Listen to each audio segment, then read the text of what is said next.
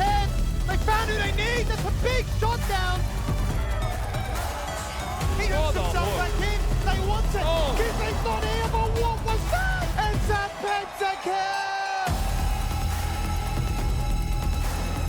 Go 1-for-1 into Schön. Fire gets slammed into the wall. To action goes the Olaf. There's the access shot. And he hits the lumberjack. Yeah, the point. Tries he might release the temperamentum. Does he come down by the second? Chippies is on an absolute tear right now.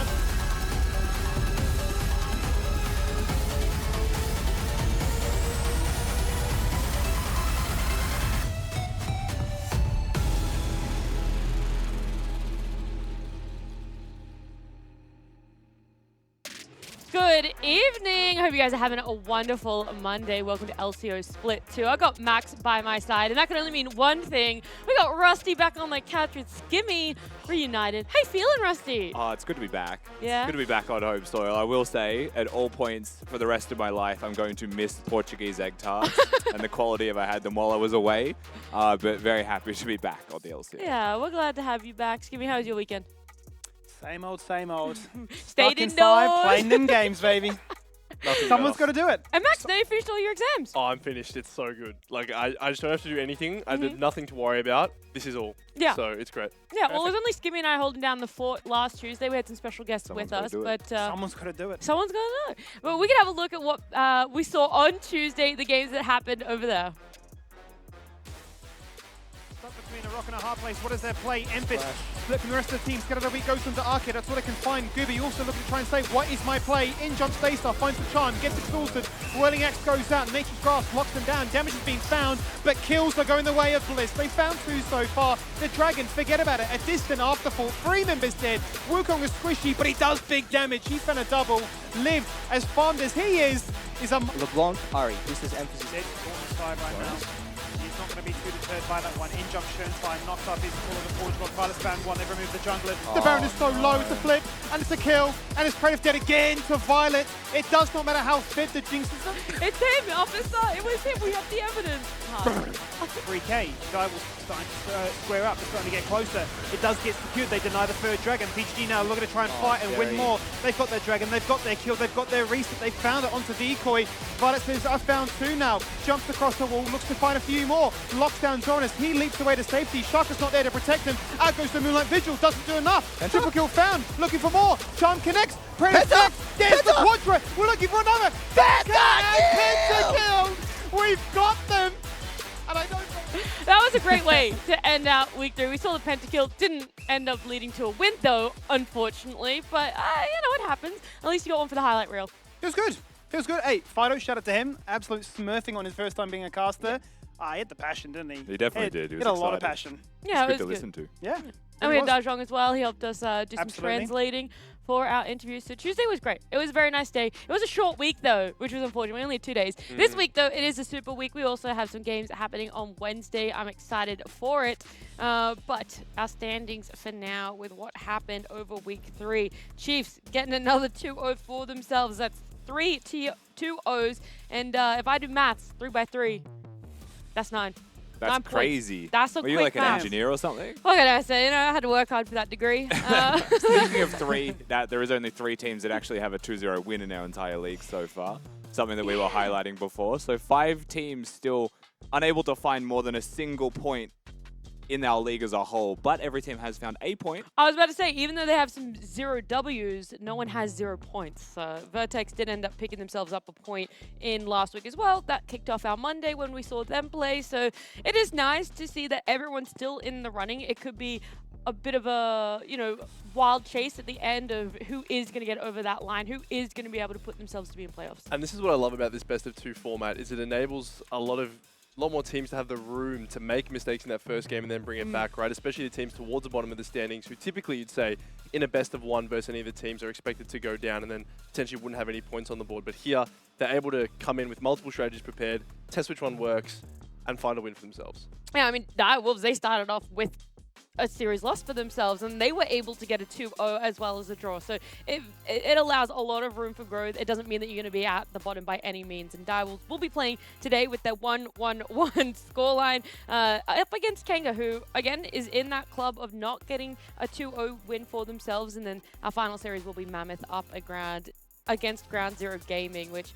if you have pre-notions of Mammoth, if you're just joining in, you might think that that one is dead even, that Mammoth is not going to stand a chance, that Ground Zero could be the one sort of cleaning it up and getting some points for themselves. Yeah, it's definitely a way you could look at that, but also for Mammoth, and why that's such an interesting series is they've had a very difficult run in terms of opponents up until this week. So if there's any team you should look at now to say we'll get those 2-0s and rise the ranks and go near the top, I'm looking at Mammoth personally. Okay, yeah, it is interesting. I never really thought about that. Obviously, if you are coming up against people like Chiefs, like the big dogs, Blizz, Pentanet, Direwolves, even any of those, you're just like, it's a really rough start, but so much room to bounce back. And of course, the other thing that could help them along is the fact that we're on a new patch. We're going to be on 13.12 now, and we can have a look at what's happened there. The champions being nerfed, buffed, and any sort of adjustments that have taken place, Max. Yeah, so a heap of changes here. I want to start off with my personal favorite of the patch, which is the Lucian adjustments. Basically changing it so his passive now works with nearby immobilizations as opposed to just him getting shielded or healed. So this enables him to be played with a bunch of melee supports that he previously wasn't getting picked with, such as Nautilus, such as the old Lucian-Braum combination. Just opens up a bunch of other avenues for teams to look at drafting Lucian. Yeah, and aside from that as well, a lot of I feel like this is just a good patch. Nothing went too crazy. It wasn't a complete change of the game, but like the Gragas nerfs, right? Sustain has been nerfed on him, which is a really important part of his kit. Doesn't remove Gragas, just makes him a bit weaker. Zeri is now forced more towards those crit builds, but can still be played, right? So I think this patch overall for the champions specifically, it's just really good ways to bring people back in line without going too far. It is also quite funny. We finally saw Yumi being picked up last week, Skimmy, and now she's getting a little bit of a nerf for us. That's right. I mean, we joke about it, right? I feel like LCO or OS as a region kind of lags behind a little bit. It's not only our internet causes a whole host of pauses, it's also I guess our concept of what should be played in scrims as to what is the ease of execution versus, hey, look, chuck out a hook and just win the game as a result of that one, right? We saw that one Yumi game. It's gone. Obviously, the enchanters have been looked at here to try and make them not as free, as lucrative as they have been. So I'm really curious to see if that just falls right back into the comfort zone of what all the OS players have been doing anyway. Yeah, it might. And then with these item changes you talked about, what builds champions are going to be pushed into, what could be picked up and what might not be picked up just as much, Max. So the main things to point out here, Static Shiv got a buff on this patch, which I know we'll get into later. Duskblade, its interaction specifically with Samira and Katarina was changed, no longer giving the invulnerability for the full ultimate. Other notable ones include Gale Force being shifted away from scaling off of crit, more towards bonus AD, and then a bit of cost change with Bloodthirster and some others there. And Moonstone Renewer, I think, is just stronger by default, a little bit weaker later, if memory serves, but the idea is to try and incentivize more champions, even some of those that have been nerfed in the champion list, to consider Moonstone Renewer as their first choice, and kind of bringing shields up to par with like Soraka's healing, which was their one notable issue with this item. Speaking of the shields, and it's interesting, right, because they've changed how Overheal's going to function. We saw it religiously getting paired with Bloodthirster last season, 1k shields, tanks, or basically AD carries were becoming tanks because they were unkillable. That's become a lot more, incentivized for bruisers as opposed to the carries now. So I'm really curious because you don't really see bruisers pick this up anyway, whether or not that causes a massive shake-up for them. But yeah, just a general touch-up across the board for a lot of these different items. Yeah, I'm going to see how balanced it really is then. Maybe it's going to heed to what Rusty was saying, where it's just like nothing has gone too crazy. But we're going to throw at you guys two champions. We're going to start off with Ivan, and we're going to talk about where we think he's going to go with what's happened in this patch. This is my pick of the patch. If there's any one champion I'm excited to see, it's Ivern. Basically, as you can see on the screen there, a more supportive build in the jungle, definitely an option. Another thing that I want to point out that's been played a lot is press the attack Ivern in solo lanes. So basically it was an undocumented change on this patch where Daisy now procs on hit effects. That includes the bonus damage from your W, that includes Nashes, that includes press the attack. So basically you have this massive battle bot that you send out once you get level 6, just beats up the enemy laner. You don't really have to play, all you do is sit back in a bush and press E and you're able to run. So this is an incredibly flexible pick that does well at a variety of different roles, whether that be support or carry. And I think we will see it this week. I think that Ivan is a champion that we probably will see a fair bit of. Maybe not in every single game, right? It's a particular playstyle that only certain people like. So, Carbon's not playing in the league, so we're not going to have it in every single game. But we will probably see it. I think the question I have is, will we see the on-hit maximize special, or will they go for a more supportive style, more akin to the other items you're seeing on this graphic? Yeah, very interesting to see which players will be picked up and how they sort of work that one for themselves. Another champion here that we wanted to highlight or to talk about more is that Rel. Yeah, so Rel, right now, Riot has changed Rel to be considered a jungler, but realistically, we're only seeing her in the support role at the moment. You know, the LCS is on this patch. They've been playing the Rel everywhere. It's just such a high-impact champion still, and I think a lot of the changes to her overall have benefited how simple trades go in lane, right? The old Rel was 100 or 0. There was never really any small trades. Now you can be more non-committal with crowd control and threats in your lane, and I think that that's made Rel just a lot easier to play, and that makes it a lot more viable to play as well. And we talk about nerfs to enchanters coming through, right? Yumi and Milio both receiving nerfs on this patch, same with Lulu. That opens up avenues for these engaged supports to be played, and when you look at the supports in our league, Yersun, Arkia, Aladoric, all these players, they are known for their engage. So this is a champion I'm incredibly excited to see come back into the meta. Yeah, I was going to say, when you talk about them, you think of, you know, the Nord, the Alistar, all this sort of stuff that's sort of just being picked up by them, and you're like, okay, guys, let's do it. Let's add Rel to this. Let's see what magic it can work. Skimmy, this is your time to shine. I know you've been on the edge of your seat waiting to talk about this one. The Static Shiv update. Look, okay, now, I have been preaching this for weeks upon weeks and saying, guys, it's so broken, please, LCO, it's freelo. We saw Daystar play it, it was freelo. Guys getting a kill with a longsword start, looked insane, like 15, 20 CS per minute, which is just unholy. But you can see from the stats here, right, the fact that it's primarily meant to be an AD carry item, but you've got that insane amount of wave clear that's coming from just scaling up through levels, picking up AP items. You can see in that graphic there, it's done 9,000 damage, which when we saw in Daystar's game, was about a quarter of his overall, which is just, yeah, ridiculous.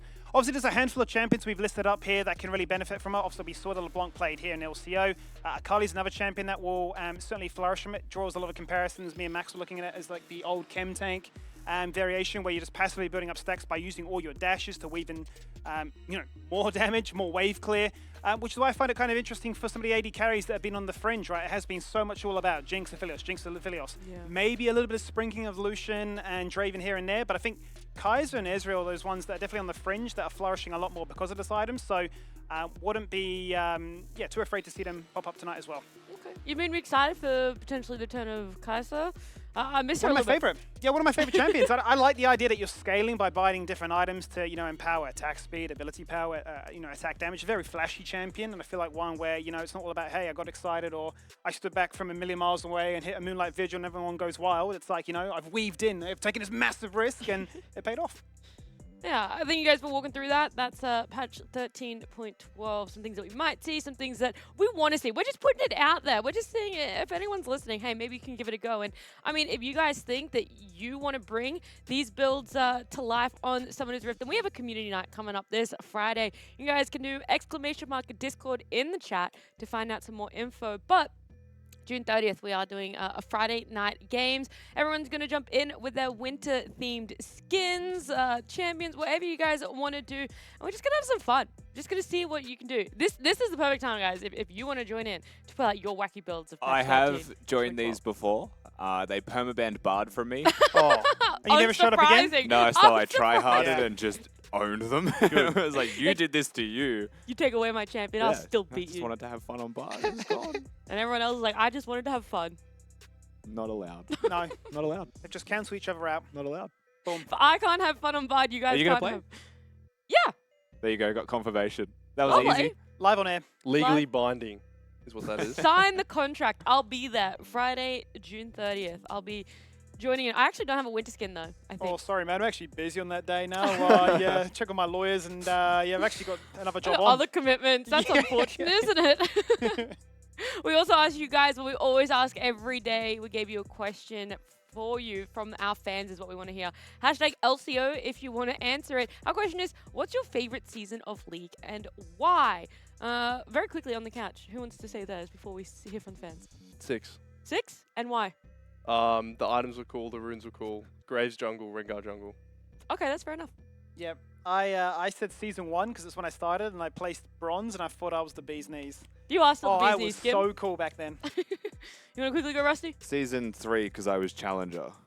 Okay, that's All fair. Duality, That's hey, a big flex. dog. Hey, that's from the play-by-play He's like, I like she's And like then it I was was all pro. downhill. And then it all went down from there. We're gonna see what our fans say though. You've How are heard we the still here? You've heard all the selfish reasons why talent likes certain seasons. Season 8, bring back Camille Stun on jungle. I'm begging. No, thank you. No way. No, thanks. Begging. But they're begging. As a Camille one trick, I can That was say your that- most played in I can competitive. say that that was not healthy for the game. The fact that Camille can stun camps, has a great clear, and is just fundamentally one of the best ganking champions in the game. So it was broken. It was incredibly broken. Let's see. We have another broken season. Season 3, simpler, more beautiful times. It's true. It is just true, right? The game was so simple. Gragas, you just press Q, then R, and it was instant. You didn't have to aim. You know? Now you have to aim. It's not as simple as it used to be. Ugh. It's ridiculous. Can you imagine having skill? Yeah, can you imagine the champion's passive being longer than a book these days? Come on, man. Lifesteal buff on Nasus. That's it. Lifesteal 11. I heal. So much simpler. Oh, good times, guys. Remember My those. favorite season is this one because I get to work with my friends. Oh, Dies of cringe. She doesn't know any other season, so. That's not true. I worked a whole other year of Okay, League. 20. What season was that? 2021 11. to season 11. Yeah. Yeah. So season 11, 13. You're I like, also liked season 12 because Mumu actually was picked. Oh, I thought you were true. going to say Yeah. the Mumu. Yeah, medal. but I What, went. Look, I literally had options to pick a seasons, and I picked the true. one that was wholesome. But you know, that's fine. We can just jump on Not into allowed on this broadcast, apparently. No, we can just go back to the games and jump on into talking about our lineups because Dire Wolves versus Kanga. We already talked about how this was our first matchup, but now we get to talk about Dire Wolves. We're seeing Shaka having a little bit more time. This is now his third week it's going to be as the starting roster with Dire Wolves. He came in week 2. So are you guys impressed what he's put up, what he's given towards Dire Wolves and their playstyle? I'm honestly not as impressed with Shaka as I was expecting to be. Playing Okay. like just to put it simply, I think that coming in with a game score of 3-3 at this point in the series, you'd obviously be expecting someone like Shaka to really elevate. But he's sort of come in and has had a very similar to role of what Poltron had, where he's facilitating, he's engaging a lot of the times, but a lot of the times in this game that we're seeing here as well, his engages are just a bit out of sync with the rest of that team, and I don't know if that's a communication issue or there's other factors there, but so far he hasn't impressed to the level I would be hoping him to. The interesting thing about Shaka and Dire Wolves, though, is that, like, you knew he was utility as they sip all that tea. I was going to say, do you think they all did it at once? Or this was throughout the game? We just compiled them Pause the drinking? game, take a sip. Sip check. Yep. Maybe it was during their pause. It does happen. No, I think for Dire Wolves as well, with Shaka in mind, like, we knew from day one that a star wasn't joining the show. It's that Shaka, who is utility, was joining the Dire Wolves. And I can't help but feel like, you know, looking at this team now, you do look at Praedyth as a carry for the squad. You look at Zoranus as a carry for the squad sometimes as well, but They're a thirsty bunch, huh? they're so Hey, sip thirsty. check. What I'm trying to Hydro say is I homies. keep getting distracted by drinking, is Chaz hasn't been playing carry, and when they looked their best, he was. So for me, that could be something that they could look at, you know, adding their Corki, Azir, etc. to mid sure. lane instead. For sure. Do you think it's, you know, actually, I'll ask this question later if we get a little bit more time, because for right now, we should talk about Kanga. We want to talk about their counterpart in this matchup. And, you know, we had Fido on the couch with us. He gave us a little bit of insights about this team. So, Skim, did he divulge any secrets with you? He told me we're going to win, Skimmy, and I said, mate, I want to see it. I don't want you to be back here on the receiving end where you get to talk smack to everybody else, right? I mean, I think for him in particular, obviously it was a great experience because he got to see things from a different point of view, and individually he's been cooking a fair bit, right? Gave us an AP Varus game, which was quite exciting. We've had Corki, Arkshan, very unique champions. Obviously he sticks to his own meta. Every single idea in a drop's like, yeah, mate, slam a Cassiopeia here, and you're thinking you're the only one in the world that's going to be saying that right here, right now. But I think, you know, credit where credit is due for Shinky. He's, you know, picking up the pieces, getting a little bit more familiar. That play in particular there was kind of crazy, given that you're a brand new player to the role, to sort of get yourself out of that situation. I think really you're looking towards the bot lane, given it is such an AD-centric meta right now. You want to see Voice start to pop off a little bit more. Obviously, we've seen the fact that he can still flex those AP champions, but you know, when he's been at his strongest on teams like Mammoth and whatnot in the past, I'm thinking him, you know, that Kog'Maw, that Draven, that Samira, whatever it may be, super aggressive, even a Yasuo from time to time, and sort of looking to try and lead the charge. And I was hoping that would be the case, the sort of dynamic with having Jake as a support. Bit of experience maybe to try and calm the nerves, or almost like lead you through the laning phase. And come mid-game, it's like, all right, I'm so strong that, you know, we can contest. And it's not like a Fido scale, 1v9 split push. Oh, Yeah. what's happened? Yeah, that could be an issue with maybe both these teams, that they're being too narrow-minded on what they want their win condition to be. They always think that it does have to be, hey, Fido, you're in the mid lane, you're going to be our win condition. We're going to make sure you always have the better matchup in mid. And then on the other side, Dire Wolves being like, all right, Praedyth, man, you got to pop off. Let's do this one. I guess it's a question for me though on like how do you prepare for your opponents, right? Because like Kanga, a perfect example of when they played against the Chiefs, they did not prepare for the Chiefs. They just drafted Major's bottom and just like tried to send it. But against the normal matchup, they probably wouldn't do that, right? They'd be drafting against their opponents. So I think they go more standard then. But at the same time, do you not just prepare to be better yourself instead of trying to beat your opponents? And I think like most of our teams aren't perfect or good enough to play just for themselves.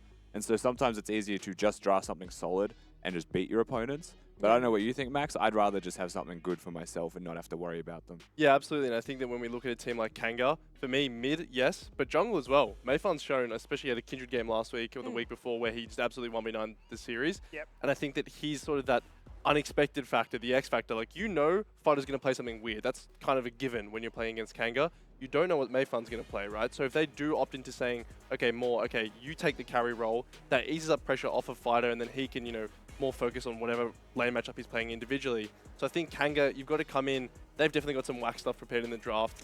How do you prepare for that is the real question. Yeah, I want to know if Fighter maybe took something back to Kanga from his time here. But for now, let's chat to Decoy. We have him on the line. Hey, Decoy, how you going? And how excited are you for your match against Kanga? I'm not so excited, honestly. I don't have too many opinions on Kanga, but we're just going to play our game and, yeah. Speaking of your game, then, what do you think is the biggest strength of Direwolves? Something that when you look at the other teams in LCO, you go, we have this advantage. It might not necessarily win us games, but we have this advantage over them. I think our early game is definitely our weakest, but I'd have to say mid-game, we're probably one of the best teams. Okay. Yeah. All right, mid-game. On the flip side of that coin, you guys are 3-3 individual match score. What is it that you guys just need to get? Is there an obstacle, a particular thing you guys are trying to focus on in practice to really take you over that 500 hump? I think the main thing is our early game. It is definitely slacking. It's probably the worst out of the top 5 teams right now. We're working on that in scrims. So if we get that fixed, then we should be really strong. And I also just wanted to ask a little bit more about the duo of you and Praedith, how you guys have been going, what you do outside of scrims to try and have any more harmony in the bot lane together. We basically just watch our VODs back. We were meant to do 2v2s today, but Mark was late, so that didn't end up happening. But yeah, pretty much we just VOD our games together, watch LCK, LPL together, and yes, that's basically it. All right, cool. Well, do you have anything else quickly, Max, that you want to ask? I do quickly. Yeah. So we're on 13-12 now. You yourself, pretty good engaged player, so to speak. How are you feeling about this patch compared to the previous patches? It's way more fun. With like Rel, Rakan, Nautilus, I think all these champs are a lot better right now. So hopefully I can play some Rel today. Fingers crossed. No, we're hoping for the same thing, but Yeah. Decoy, thank you so much for joining us and good luck Thank you today. guys. See ya. See ya. Oh, that's cute. Little, you already got your We're Rel. getting engaged champions Fingers today. crossed if it doesn't We're get getting banned. them. And then, yeah, the bot duo of Praedith and Decoy spending a lot of time watching things together. Well, Mark was late, so they didn't spend too much time together I today. had massive flashbacks when he was like, Mark was late. I was like, what time did he wake up? That was 5 like the PM. immediate question I wanted to Yeah. ask him. Like, was he late because he overslept again? Was he eating his Fruit Loops? How late Well, was that's he? it. That's the check we have to go through with Praedith, right? It's the Fruit Loops and orange juice check, and if that's been ticked off the box, they're winning It's big coffee, time. it's Coffee with together. Praedith, right? Is it It was coffee? Rogue. Rogue was the OJ Rogue was the fiend. OJ. You're Praedith was right. the one walking You're- behind him in the shorts, jockeys, sipping yeah, coffee. mate. Yeah. We might have to circle back to that one. Hey, that's a complete- I've that's a got a complete couple of detour. questions about that one. But for now, we've got Shinky on the line for Kanga. Shinky, hey, how are you going and how are you feeling for the Direwolves match? I'm feeling pretty good about myself. Yeah, I'm pretty excited about this matchup. You know, Zorinus is my old teammate from last year. It'd be a pretty fun game. Do you think there's more on the line? You want a little bit of vengeance, prove that, hey man, I've done this role swap to top. I can go toe for toe with you? Yeah, of course, definitely. I'll do a little gap in, you know, maybe a solo bowler, maybe. Who knows? I love the confidence. Yeah, it's awesome. Now, speaking to your individual experience in the top lane, obviously you've had a couple weeks to settle in now. How are you finding that you're acclimating to this new role? I'm feeling pretty comfortable right now. Like the past 3 weeks, like I've gotten better lane phase and everything.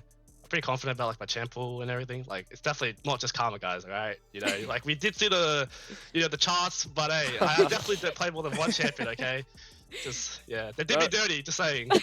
We trust you. We've seen you play Ornn, Sion, Graves now, so we trust you. Yeah. Did you push for more champs based off of the graphic? You're like, all right, guys, end of the split, make another one, and I promise you it'll be toe for toe. It'll be the same.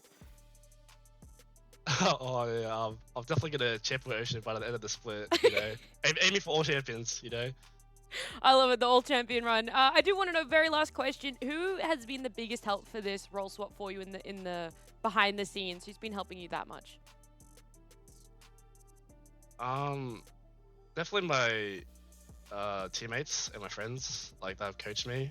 Like I get like shout out to my like this Mayfan and stuff. Like we've been 1v1ing and stuff. Like he knows a lot of top matchups. You know, we do 1v1s like pretty much every time for our games and stuff. So yeah, it's been pretty helpful from him. Awesome. Well, I think that's all that we have for you for now, Shinky. Good luck today, and thank you so much for joining us. All right, thank you. See ya. It's great to know that he saw the graphic. I hope he knows that it was all in jest. It was just a joke for the time being of his 2 games played in the top lane. I think everyone saw that graphic. That was the one that went a little bit global. We made it. Yeah, it looked a little bit funny, especially watching that one at home. I was like, that's great. Maybe you just got like a whole bunch of like new followers on social media. And it's just like, yeah, cheers guys. Like I'm crying inside, but like super happy. It's a price you have to pay. One champ wonder. I just have, like, Followers tripled. The meme, how it's just like the face mask smiling, but behind it is That's just a person it. like crying. 100%. That was Shinky. That was Shinky in that interview. He's like, aha, good joke, guys. Dying inside. Nice to hear from both the teams there. Kanga up against Direwolves. Let's see what sides they have picked for themselves, though. Unsurprisingly, blue side for each of them, which means they'll be getting 1 game each on what is feeling like the broken side at the moment. Well, here's the thing. It is a new patch, and with that comes a new first pick priority. And what's always exciting to uncover is what that actually ends up being, right? Because we mentioned that perhaps the bot lane options that we've been typically seeing aren't as strong on this patch, right? Then you do have the stuff like Ivern and Rel popping up. So if you're red side, there's so many more factors you have to take into consideration, especially given that this is the first series we're seeing played on this patch in our region.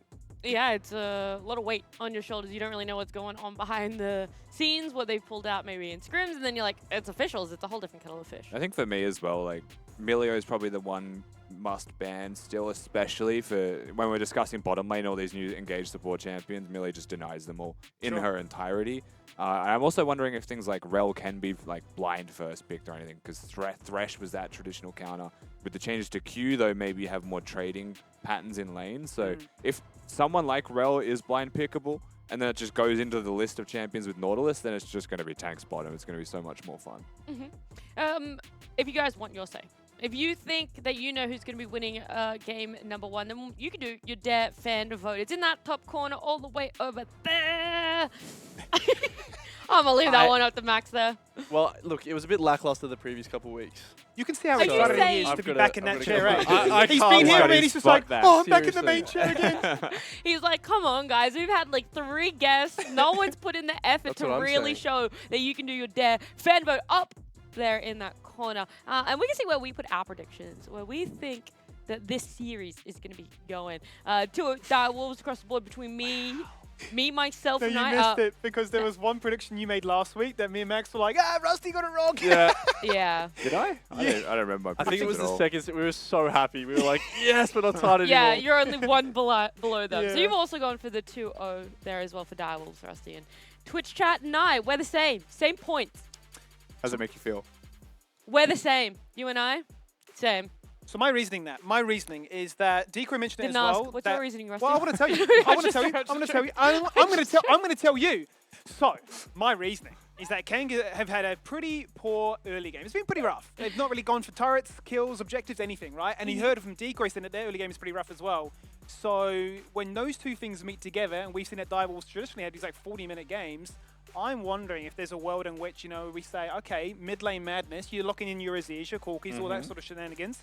Chaz gets to really go toe-for-toe with somebody like Fido, and we just strap him down, on a new patch and have fun. Who was it? I feel like either you're going to remember, Max, or Skimmy's going to remember. Only because you weren't here for a little bit, Rusty. Someone in an interview said that they just weren't used to closing out games with, like, objectives. Like, once they get Baron, they weren't... Tian, it was Tian. It was? Sure, Okay. I was here, yeah. You did remember. Thank you. Yeah. Okay, I couldn't remember. I didn't know if it was Kanga or Mammoth. I knew it was going to be one of the two of them. But yeah, okay. Then it doesn't apply to what I was about to say, because... Save that for next series. Next Yeah, step, next step. I'll say that a little bit Locked as well in. next series. Yeah, it doesn't really matter now. But I fully agree with you, Skim. The fact Thank you. that both of them are a little bit wishy-washy on their early game, it does make you wonder what's going to happen for that mid to late game where if Decoy thinks that that's what Direwolves have the strength over a lot of LCO teams for. Yeah, it just makes me wonder, right? Like, you know, are we just going to have a really passive affair where everybody's like super focused on laning, trying to get their CS up, you know, and looking to avoid ganks and not do anything crazy like, you know, lane flips or, you know, prioritizing big rotations towards the Herald, for example. So yeah, I'm just really curious to sort of what happens when two styles that are, you know, going to clash like this, if anything different is going to occur. Yeah. You throw the champ select for me, please. Yeah. No, you do do that? it. You No, do you that? do you want to do it? He did a skimmy, he Me went, do yeah. it? What do I say? I was Well, you really know going what to say I yeah, want. but it's like champ select's ready, like, yeah. Come on, Max. Put it in like it's the deaf fan vote. Alrighty, guys. Well, we're going to leave you because it is time for Champion Select. Alrighty, guys. Unbelievable. Champ Max- select's on your screen. Absolute smurf. He's a host. He's ready to rock and roll. Well, let's load into this one, Rust Dog. Let's get it done and see exactly triple bans to our absolute fan favorite in Fido. He's been removed straight out the gates. Can get a respond with the million that you touched on. LeBlanc as well as Nico. So already 5 champions. Really putting a bit of a spotlight on that mid lane. And I won't say just yeah in response because champ select is on our screens this time. Skibby, you're safe. You're right, 3 targeted bans overall. However, it is 5 mid lane bans. So not just 3 targeted and straight into the Annie pick, which is something that we've seen from Chaz multiple times. I believe this is his 4th time on the pick. Yeah. And so to no one's surprise, right? Annie, not one of those champions that's known for a profoundly powerful laning phase, can control some matchups, can lose some matchups. This is, I guess, considered a flex pick, right? In that we saw Fido play AP Varus mid last week to mixed success. I think he was reasonably strong and they ganked his lane a lot, but just got Cassante'd in a side lane like 6 times after that. That's right.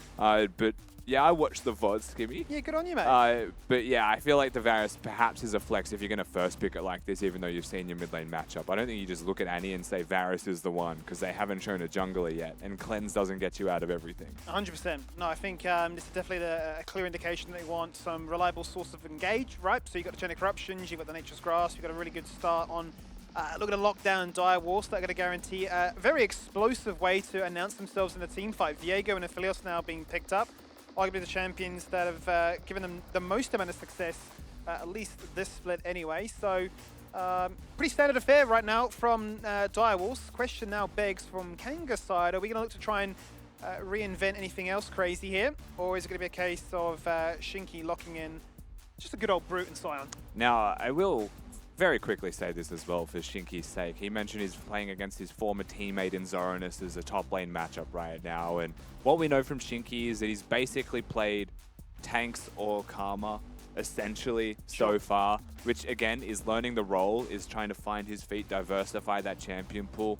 He's clearly starting with tanks, but he's playing against someone, if you lock in a tank and you're not confident, you will get run over by Zoranus, right? So they picked the Scion. They have to ban top lane champions. I'm thinking Consider Gwen the Jax. Jax. Yeah. Exactly right. Still acknowledge that Zoranus can slam a Camille, right? These options are still going to be perfectly viable for him. He's a Gnar player as well. And we are starting to see a little bit extra of Gnar around the world. Not a lot, but enough to consider that in your champion pool. Okay. The Cassante, though. Yeah, just do decide to go for that one instead. So definitely leaving Pandora's box open for surprise as to, all right, Zoranus, what will you look to try and, I don't know, embarrass me on, almost like humble me in this new position, right? It's going to be definitely the world at his feet to try and showcase what he can do there. But Azai and a Jinx ban, not falling victim to the potential that this Varus is going anywhere else but the mid lane. The Draven gets hovered, and this is where I feel comfortable for Voice. This is when I think, you know, he's an aggressive player.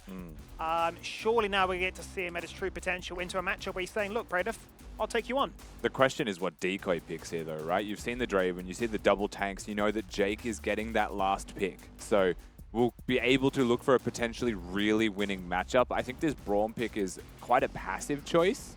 And it's not going to have insane value against a lot of champions that Kanga have right now. Might be able to stop the Varus, might be able to stop the Draven ult and stuff like that, but like a Maokai and a Sion, disregard it. There's no Gragas that you're putting a door up for. I think the Braum pick is just for stability and works well with a Viego. So pick the Braum, kind of build around him as the heart and soul of your team composition, right? And if ever there's the concussive blows procced on anyone, suddenly you're getting stuns everywhere. If there's one thing Direwolves have right now, it is a bunch of stuns. They feel a little bit more dive heavy and mid, like low to mid range than anything else. Sure. But that's not to say that Kanga is a long range composition, right? They don't have the Jinx, they don't have those long range picks. Draven's in there fighting the whole time. Varus is mostly in there auto attacking for the AP builds to do damage as well. And now you can see this comp finish. It's very much the same thing for Kanga. Braum doesn't get punished by a Janna or anything like that. It is just going to be a bunch of meatballs just fighting each other constantly. Just having at it, really, as you say. And I think the Rakan's going to be, well, I guess for me at least, ideally a diffusing pick with the quickness, looking to try and charm and interrupt the combo that Direwolves will be looking to layer, or at least land that sucker punch first. Start things up on your terms, and layer it really nicely with the other three champions. Obviously, then Draven gets to flourish with lockdown and sort of high AD values at that same point as well. But I mean, this really feels like a Direwolves comp through and through. Their comfort, absolutely. You mentioned the Gnar. He had really the pick of the litter as to where he would go with that one. But, I mean, we think back to some of the performances he had on this champion all the way back in Split 1 and just consistently outperforming. Massive stuns, huge impact. Yeah, the thing that concerns me here, though, is, for me anyway, it's how easy it is to just pick Cleanse as Kanga and be fine from a lot of ganks. Sure. So for mid lane as well, Fido, if he doesn't go for the teleport, opts into the safer pathway with a cleanse, then Annie can't do gank setup. Viego can't force the ganks if there's going to be a cleanse there immediately, right? And it's a low cooldown summoner. So I think the same can be said for Voice as well. And then Voice, Aphelios, to be fair, actually is one of the best champions and always has been in dealing with the Draven. Slightly longer range, slightly more sustain, has got some crowd control built in as well when you transition to the Gravitum Cannon. So like, there's options there for this Aphelios to get through that lane okay. It's the Braum and the Rakan that can make the difference. And for me, I think it's jungle involvement with the Braum team, right? So Direwolves bring their jungler down, look for plays. He's a utility player after all, Shaka. See if he can find those lanes to gank for. While Zoranus gets to sit isolated and have the time of his life on the top lane island against his former teammate in Shinky. He just gets to trade from afar and utilize the range benefit of that mini Gnar. Well, let's load into the Rift then. Let's crack it off with week number 4 now of the LCO. Our first super week of Split 2 is upon us. A chance to see what these teams have learned on a brand new patch at that 13-12. You saw the notes before. You saw the fact as to really what is up and available. I will say, a different rune setup this time here for Fido. Last time he played the PTA with the Riftmaker AP Varus. This time, going to go for Hail of Blades. I wouldn't be too surprised if he was to look to try and take a static shift himself. I don't think that would surprise me at all, yeah, especially not with a longsword start. Hail of Blades, usually still an indicator of the AP build, but you can go AD lethality with Hail of Blades as well, so it's not out of the question. With that in mind, though, their composition needs ability power, so I think it is going to be that static shiv play style. Looking forward to seeing Fido's build path, actually, is just speaking towards that Varus quickly, is the teleport, not the cleanse. So I think you see that loading into the game if you're Direwolves and you're thinking that's kind of prime real estate right now. Viego level 3 gank, force that one. Mayfun obviously spots this happening, Skimmy, but what can he do? Well, I tell you what, a massive win for Kanga is the fact that they don't lose their flash in the mid lane in the very first minute with the first play of the game being made. They will respect the fact that an invader was happening. Mayfun will just play to the bottom half of the map instead. And say, yep, you can have the top half of my jungle. We'll look to try and make cross-map plays to respond to that. But I'm just curious. Good push. Really, what Fido does in response to. He's pushed that wave, and it's on vision too. Yeah, Mayfun's done one camp straight to the red buff. Smite's there. Smite will get him out, but there's going to be a collapse. He has to flash. Shinky's coming, and Shaka's already low, down to 40%. What is he going to try and do? Gets locked in place for once, gets knocked back. A delayed flash, make it 2 as they go across the wall. Shaka's lived and got first blood before it gets traded back for Mayfun. So both junglers were on the board, but Shaka played that as best he probably could. Chaz flashing forwards to get the shield on as well. Buys just enough time and reflects just enough damage I think Shaka manages to find Lethal, but still in mid. Chaz. He's in trouble though, and you said how volatile it could be with no flash up and available. Prime real estate for these junglers to gank. There is that impact. Right, yeah. And it was Chaz that flashed to make the play happen, and it was Chaz that disrespected the fact that teleport was there, and that the Maokai, you knew where he was. At all points, you knew where he was. You tracked him out of that play in the river, so maybe just didn't expect how aggressive that was from Mayfine, right? That's almost unexpected. He's been fighting for how long? Hasn't touched a buff. Maybe he's like, well, he's going to have to go back to some kind of camp, but think about it after this play. The Raptors aren't going to be a factor. The red buff's not going to be a factor. So where else is he going to go? You watch this one more time. Simply flashes the wall. They realize this is a play. Chaz, very nicely done to make sure this happens. I think it was even a Scorch proc off the Annie shield reflect. You know, that's the small details. The runes literally provide lethal. So they get what they came for. Just tragedy up. Close margins, but ones that they certainly maneuvered quite nicely around. I suppose the only real sad affair from that is the fact that it's Mayfan that picks up both the kills as opposed to the Varus, but certainly won't mind a strong tank, nice and early on. We'll definitely keep the aggression stem for the meantime up against the Dire. We should see Shinky there copping a bit of a beating, and Zoran is just jumping past the wave quite casually.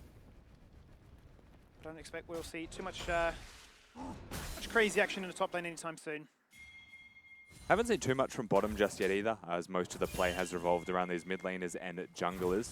Wave currently in a compromised position for Chaz if this stays any longer, and Mayfan walks through the lane to show exactly where this Maokai is. Wants to defend his own Raptor camp, but has Fido here in the back pocket where Annie's dealing with the wave for, I don't know, 10 seconds. And then the fight could become a 2v2. It should be gone by then anyway. Tracking him though, aren't they? Shaka's played the long con here, and looking to try and figure out Blast Cone already burned. Mayfan is instantly going to reveal, hey, he's here, guys. Shinky in a rough spot now. What does he do? To contend in this lane as Zoranus is keeping him interested, but now peeling away. Hyperprocs are going to start to come on through, and Shinky's just going to come up a bit of a beating if he doesn't attend to this anytime soon. The fights continue on two separate fronts. Shinky's looking for the kill onto Zoranus. It's a flash for a flash. He gets the kill over his old teammate. That must feel so good after the interview. And now Shark has to look to try and find some retribution. But Shinky's just out of range. He doesn't have flash, he doesn't have lethal, he doesn't have it in his grasp. I cannot believe Shinky gets the kill on Zoranus. They trade flashes for it. The Scion has taken out the Gnar. Hyperproc's not going to be there to save Zoranus either. And it ends up being 1-3 in kills and a really nice start here for the side of Kanga. Nearly across the board, Skimmy, they are just controlling through kills. Not so much through minions, but definitely through kills this map. That's a stun. It's a stun. That's a potential go button there as the Gravitum came on through, but thankfully Rakan, nice and nimble, can very quickly skirt away from the danger. But it's a phenomenal start from Kang. This is probably the best they've ever looked in the early game, the split. Fido also finding himself about 10 odd CS ahead. Draven, Voice is farming evenly with Praetor, but it seems like they're controlling with a bit more comfort the push. It's currently a blue weapon, so it's easier said than done to retain that at the moment, but they've been holding their own down here, just getting those passive stacks, waiting for that moment where perhaps it's a Draven ult or it's a gank down in this lane where those kills will come across. While we are watching Shaka come down to this lane, note that Mayfan, Shinky, they've gone for their boots. They're trying to be quick around the map, but they're not here yet. Digu's looking to try and make the play happen, so he jumps on in and looks to lay down the passive. There is the Gravitum, there's the cleanse, instantly coming on out as a result as well. His Voice is still in trouble, but just gets behind the tower to safety. Mayfan was lingering there, would have been ready for the counter jump if they had decided to dive, but the opportunity does go awry, and they'll turn their attention towards the Dragon instead. Yeah, they'll get the forced reset, they won't get the summoner spells, right? So it was just the cleanse from Voice that was used ultimately. Buys them enough time, forcing those resets to go for the Drake. Pretty much uncontested. However, look at the cost of moving Chaz for this play. That's a massive wave. And then look at the CS difference between mid laners. Chaz is losing this game to try and help his team get something out of these situations. Well, we're going to trade out ult in the mid lane, and instantly Decoy flashes into effect, puts the shield up and hopes to try and make a play. Chaz has done that one quite nicely. He flashes with the fadeaway fireball and says you can have your CS lead, but I'll get the kill. They're just going to hard push this wave in, force the reset it seems like as well. Drake was secured.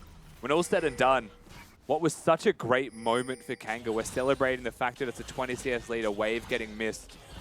They just commit themselves to the fight, right? And it's a fight that Dire will choose to take. the great equalizer comes across, the fact that Chaz gets the kill. CS difference is basically equal. So it has nullified that entire point you mentioned and made the Annie feel, no doubt, a lot better in position. The flash was burnt to make it happen, and Fido does still have his up and available, so expect to see a repeat gank happen again like we saw earlier from Mayfun. Just Jake here for the meantime. Shouldn't really pose much of a threat to Predator at full HP and with the red weapon. Just going to be the reset. 2 plates though. No small feat for Praedyth on that reset. Gets himself the Noon Quiver. A couple of control wards as well there for the Direwolves, so they're going to be certainly poised to set up for this Rift Herald. As 8 minutes on the clock, it does spawn. We move our way here. Skimmy, I feel like there's a lot of reasons for Direwolves to fight for this one, but the difficulty there is a flashless Nah and Annie. That was exactly my point I was going to mention, right? It begs just how much they'd want to throw resources towards it, given those vulnerabilities. And with not Kanga would say, we want you to make that play because we're game on for it. We've got our ultimates up and available now to respond to it. It's going to be Mayfun that starts up the Herald first. Is it going to be done without Shaka spotting them doing this though? Down to 50%, but he's still poised and ready to try and do something. May just be zoned out here by the saplings, and we'll have Chaz and Decoy lingering in the mid lane, but it is going to have to be conceded. Walking in River now though, they're going to see it basically already dead and gone. Mayfun a little bit out of position here. Looks like he's just going to flash to be safe. They're not even going to make him flash. Wow. Never mind. He gets out scot-free. He just gets to base. Wave gets pushed in mid. Maybe they just zone them away from this one. Jake obviously just going to get dissuaded here by Shaka. So they won't waste the time, which could be valuable to get the flash on the Maokai. They will instead just control their respective lanes, look for the creeps, look for the money that is attributed to those, knowing the Herald was already gone.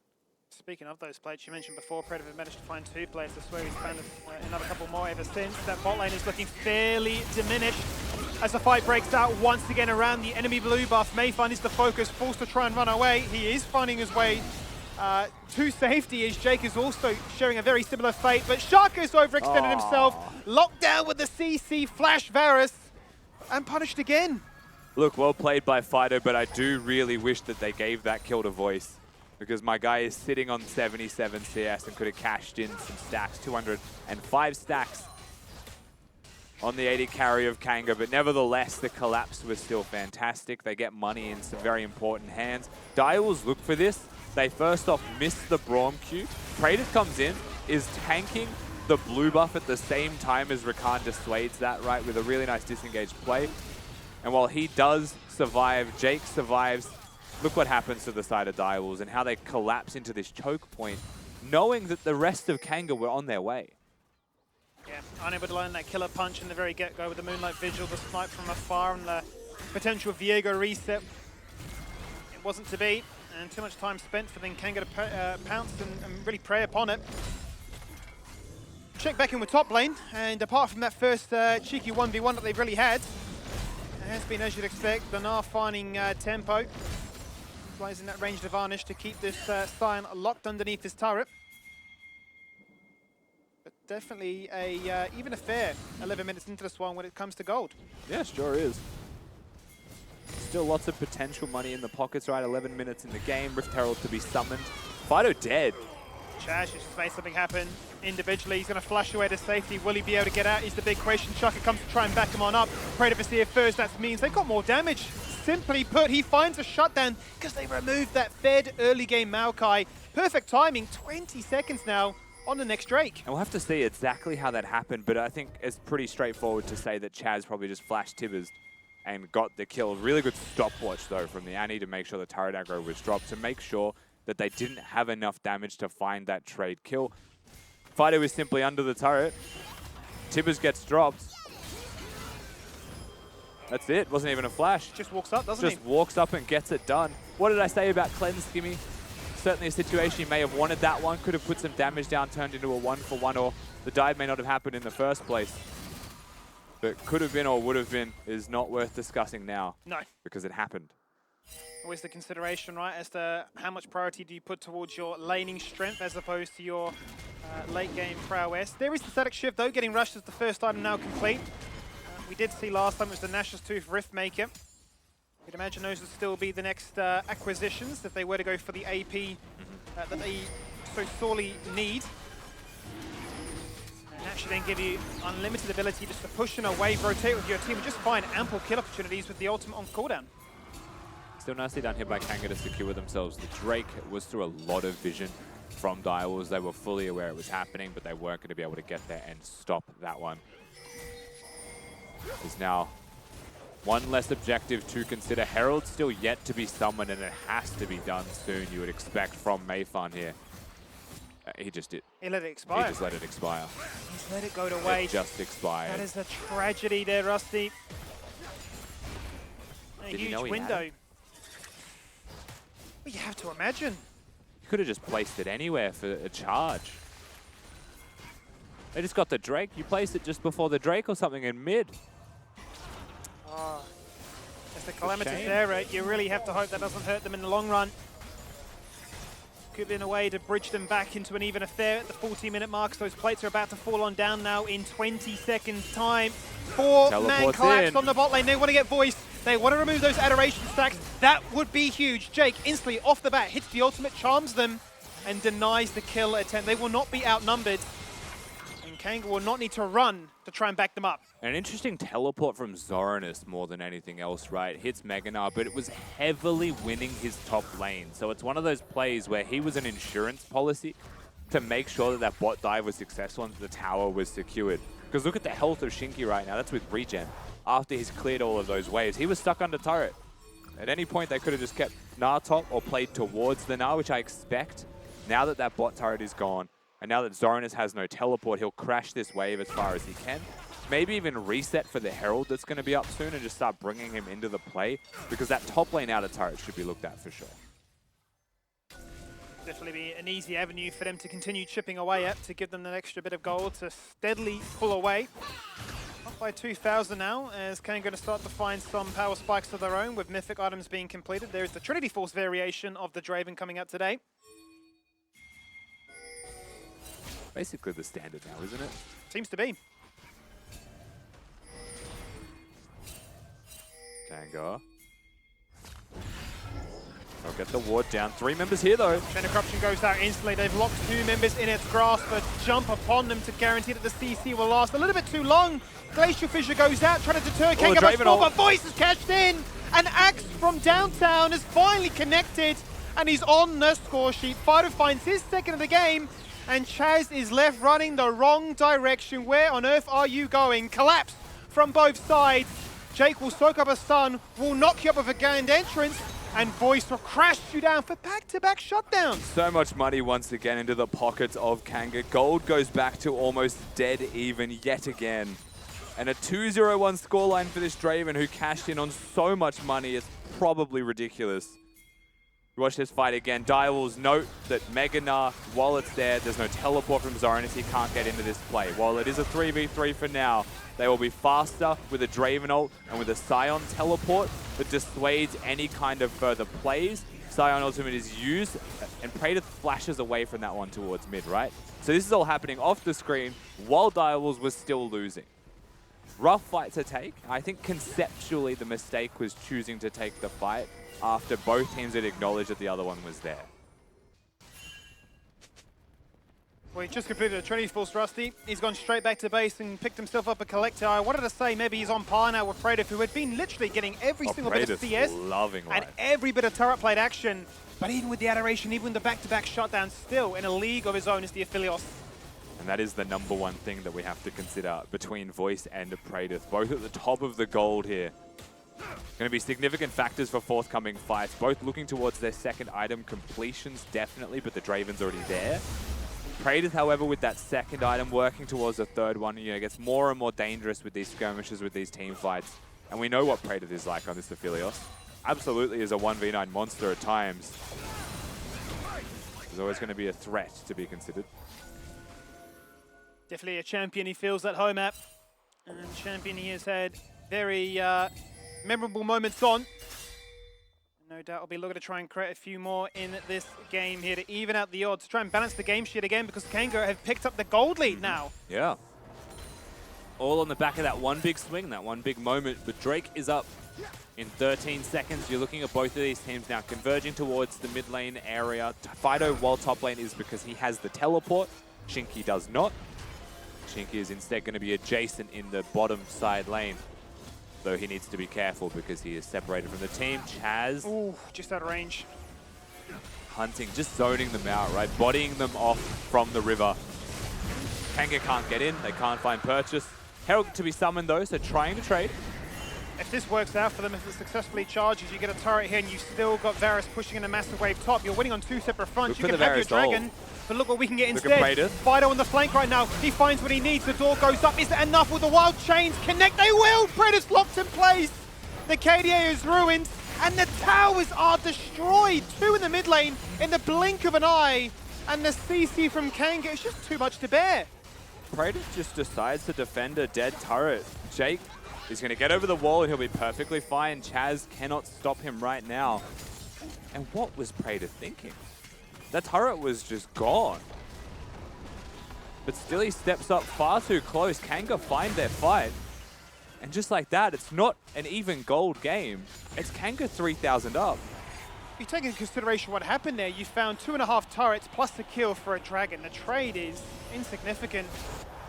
Kanga has certainly found themselves on the winning end of that one and can go back and find themselves in a very healthy position now with item advantages really across the board. Yeah, big items being picked up here as well, right? Varus with that second item done, the Nash's Tooth is there. This AP Varus, or magic damage on hit Varus build is going to be doing prolific amounts of work. I feel like we've had a pretty good game so far from Decoy as a whole, right? Has found a lot of usefulness in this Braum. Ooh, one push. Mayfan, it's a jump scare. One shot, good night. Everybody teleport as well. Just waiting for the perfect gank, and it works out in their favor. Fido comes straight into life and realizes that, well, nothing really more is going to come off this one. You did see that Zoranus meanwhile off screen was picking up a turret of their own to even out things, but Direwolves gank party and found their just dessert.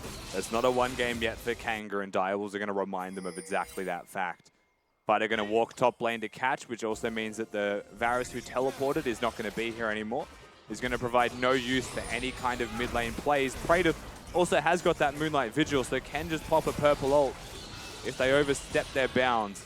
But Direwolves, it feels like, aren't going to commit to this just yet. Instead, opening the floor to effectively a turret or pressure trade that results in a turret for Kanga. So many uncontested turrets, hasn't it? Really has been a Shinky field doesn't day. have Demolish. For these side lanes, he does not have the Demolish. What does he have? He's a support main, probably Font of Life. I was just going to say, yeah. He's got the default runes. Plain Nautilus. I'm just so used to seeing a tank walk up to a half-health turret and saying, yep, that's dead. Not today, I suppose. He's going to stay in this lane for the meantime, though, unless he decides to cancel this one out and have a crack at Zoranus one more time. He's going to very graciously hand across all that gold to the mid laner. Ensure that he continues to get that much further ahead right now. You know what, Skimmy? If ever there was a lane that can switch from playing to tank tops, it would be support. The fact that he's able to just recall and acquiesce the wave for his carries. Classic support main. Absolutely. Right? Wave's yours, King. Wave's yours. That's the fundamental you already knew. Exactly. That's why maybe it is tanks that he's naturally gravitated towards. You guys take everything. I'll just press ult and shout cowards while running away. It's just a little bit lonelier in a lane on your own. It is. There's no one to boss around. If you make a mistake, it's just you. Well, it's a very explosive Annie. It is going to be the zone used with the rocket belt. Definitely looking for the ability just to jump scare. This is on vision. Take you down for free.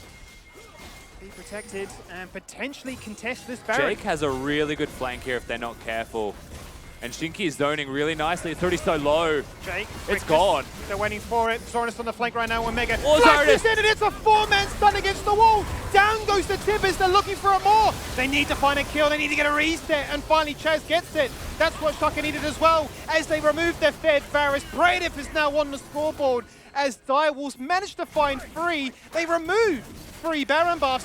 And now it's Shinky and Voice running for their life, looking to try and preserve the buff they put all their eggs into. And Shinky will die, and it's an 80 carry now and a dream. And Zorina says this is what a top laner looks like right there. Direwolf's massive teleport flank from the Gnar. Huge ultimate from him as well. And Kanga commit themselves to the Baron buff and quite simply get punished really hard for it. Chaz going to teleport bottom, crash the wave. Draven ult might kill him. We don't know. I think he survives. Baron. In comes the Gnar. Out goes Kanga. Huge ult into huge stun. Massive Moonlight Vigil as well with the blue weapon. Everything just layered perfectly here from the Direwolves. And still note how difficult it was for them to actually kill Kanga. It required this level of perfection in a team fight for it to be so one-sided. You make that mistake and Draven gets to attack, it's a different story. It's a story we don't see, though, as too clean from the Direwolves at the Baron. Very clean, very classic of Zorinus as well at home when he's playing at this now, and that's what they needed to try and even out this game again.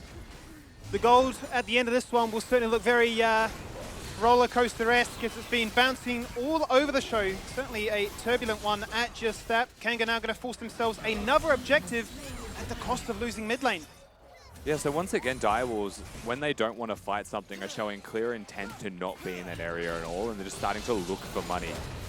Praetor's right now starting to feel himself though, so I think they're getting closer and closer to that point in the game where they just play around. As there was some money given over there to Chaz. Shinky did find someone in the bush, but I don't think either of them had intent to kill. Just money. But yes, I think Praetor will be the star of the show here. From 3 items onwards, and he's almost there. They are poised and ready to wrap around in this one. Just look at Chaz, no flash. Still has the Rocketbell and Nazonia, so constantly teetering on the edge of, well, will I make this play happen? Or will you show respect and give up that tier 2 for free, which is exactly what Kanga do. He just gives them a parting gift. Hey, have a Moonlight Vigil and get away from me. I feel like there's definitely worlds that Praetor's Gale forces forwards there and just tries to go for it. Everyone's left wondering exactly why. But I can't read the mind of Praetor, and I doubt you guys can either. And that's why he's so fun to watch and so annoying to play against. But still, I will say, Skimmy, quietly achieving during all of this is still Voice. Hasn't died yet in this game. Is still an absolute trooper.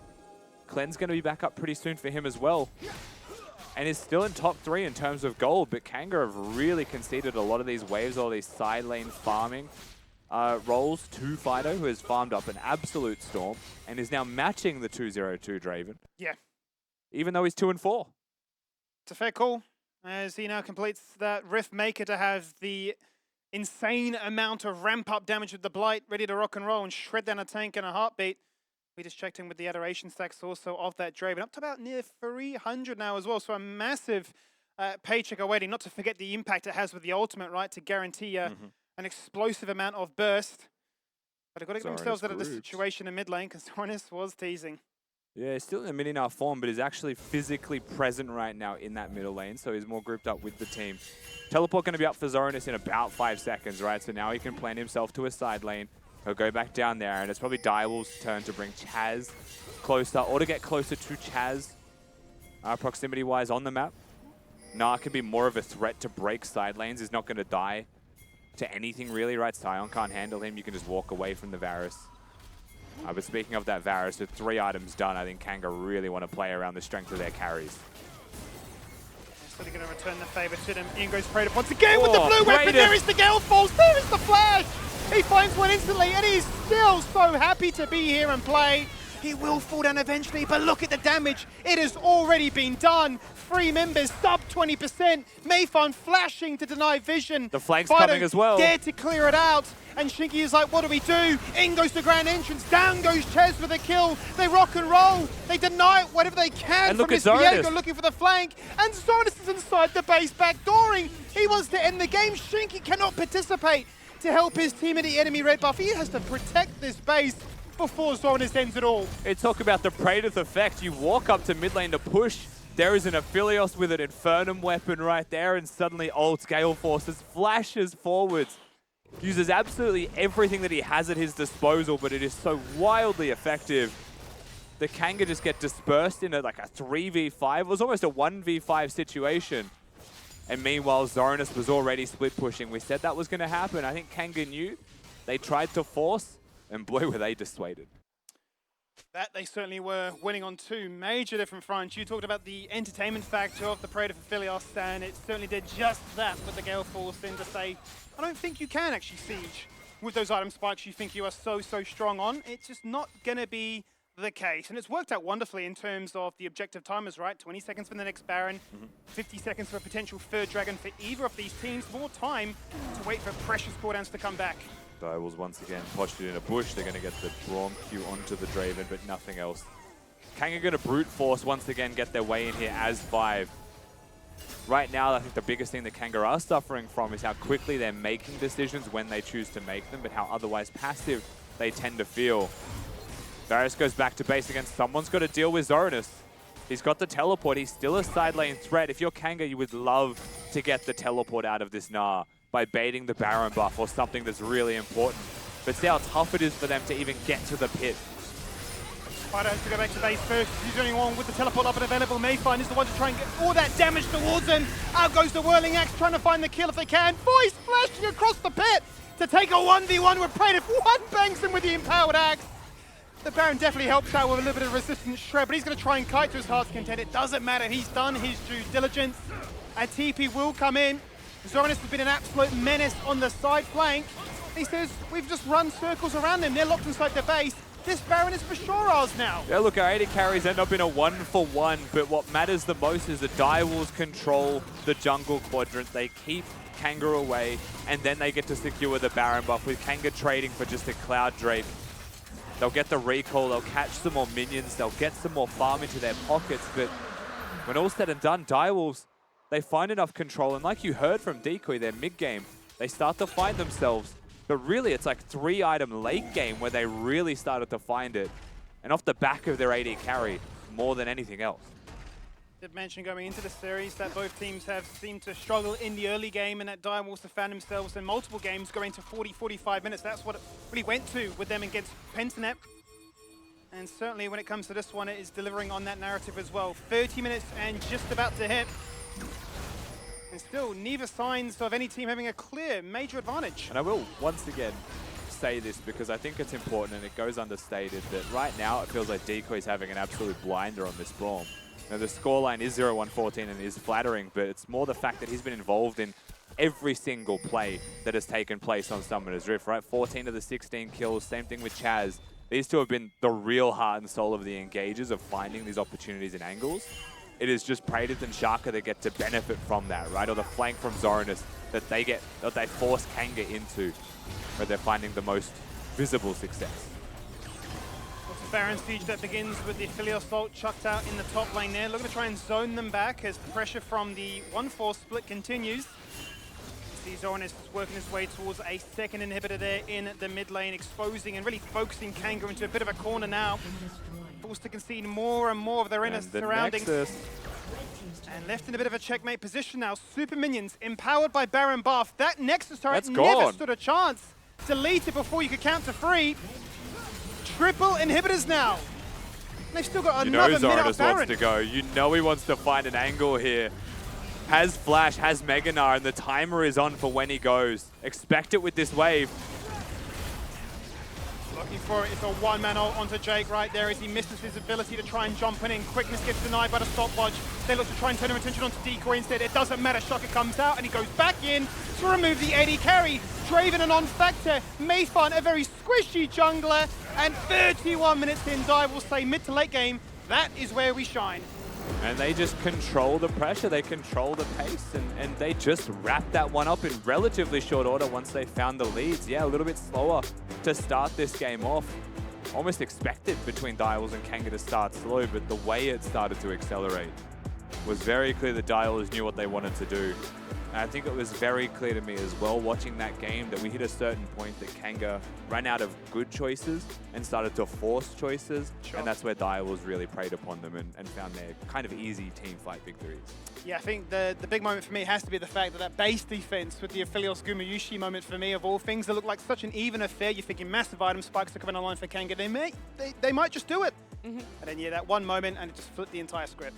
Yeah, it just, I don't even know how to describe this one because it was so back and forth practically all the way through until I want to say, like you just said, Skim, maybe the last 5 minutes of this game. But Max, let's talk about why it was so close. What events eventuated to what we ended up seeing being a Direwolves win? Yeah, well, absolutely. Direwolves' early game needs to be improved from a team perspective. They wanted to make a lot of invades with Sharka early on in the game, but the side lane priority that Kanga were able to use from that mid lane in particular to rotate members first to plays and pick up kills. We saw Shinky solo killing Zoranus at the start of it, which is something I was definitely not expecting coming into this game. And then basically as the game got into the later stages, it was the pressure that Zoranus was able to provide in the side lane that forces all these plays to happen, right?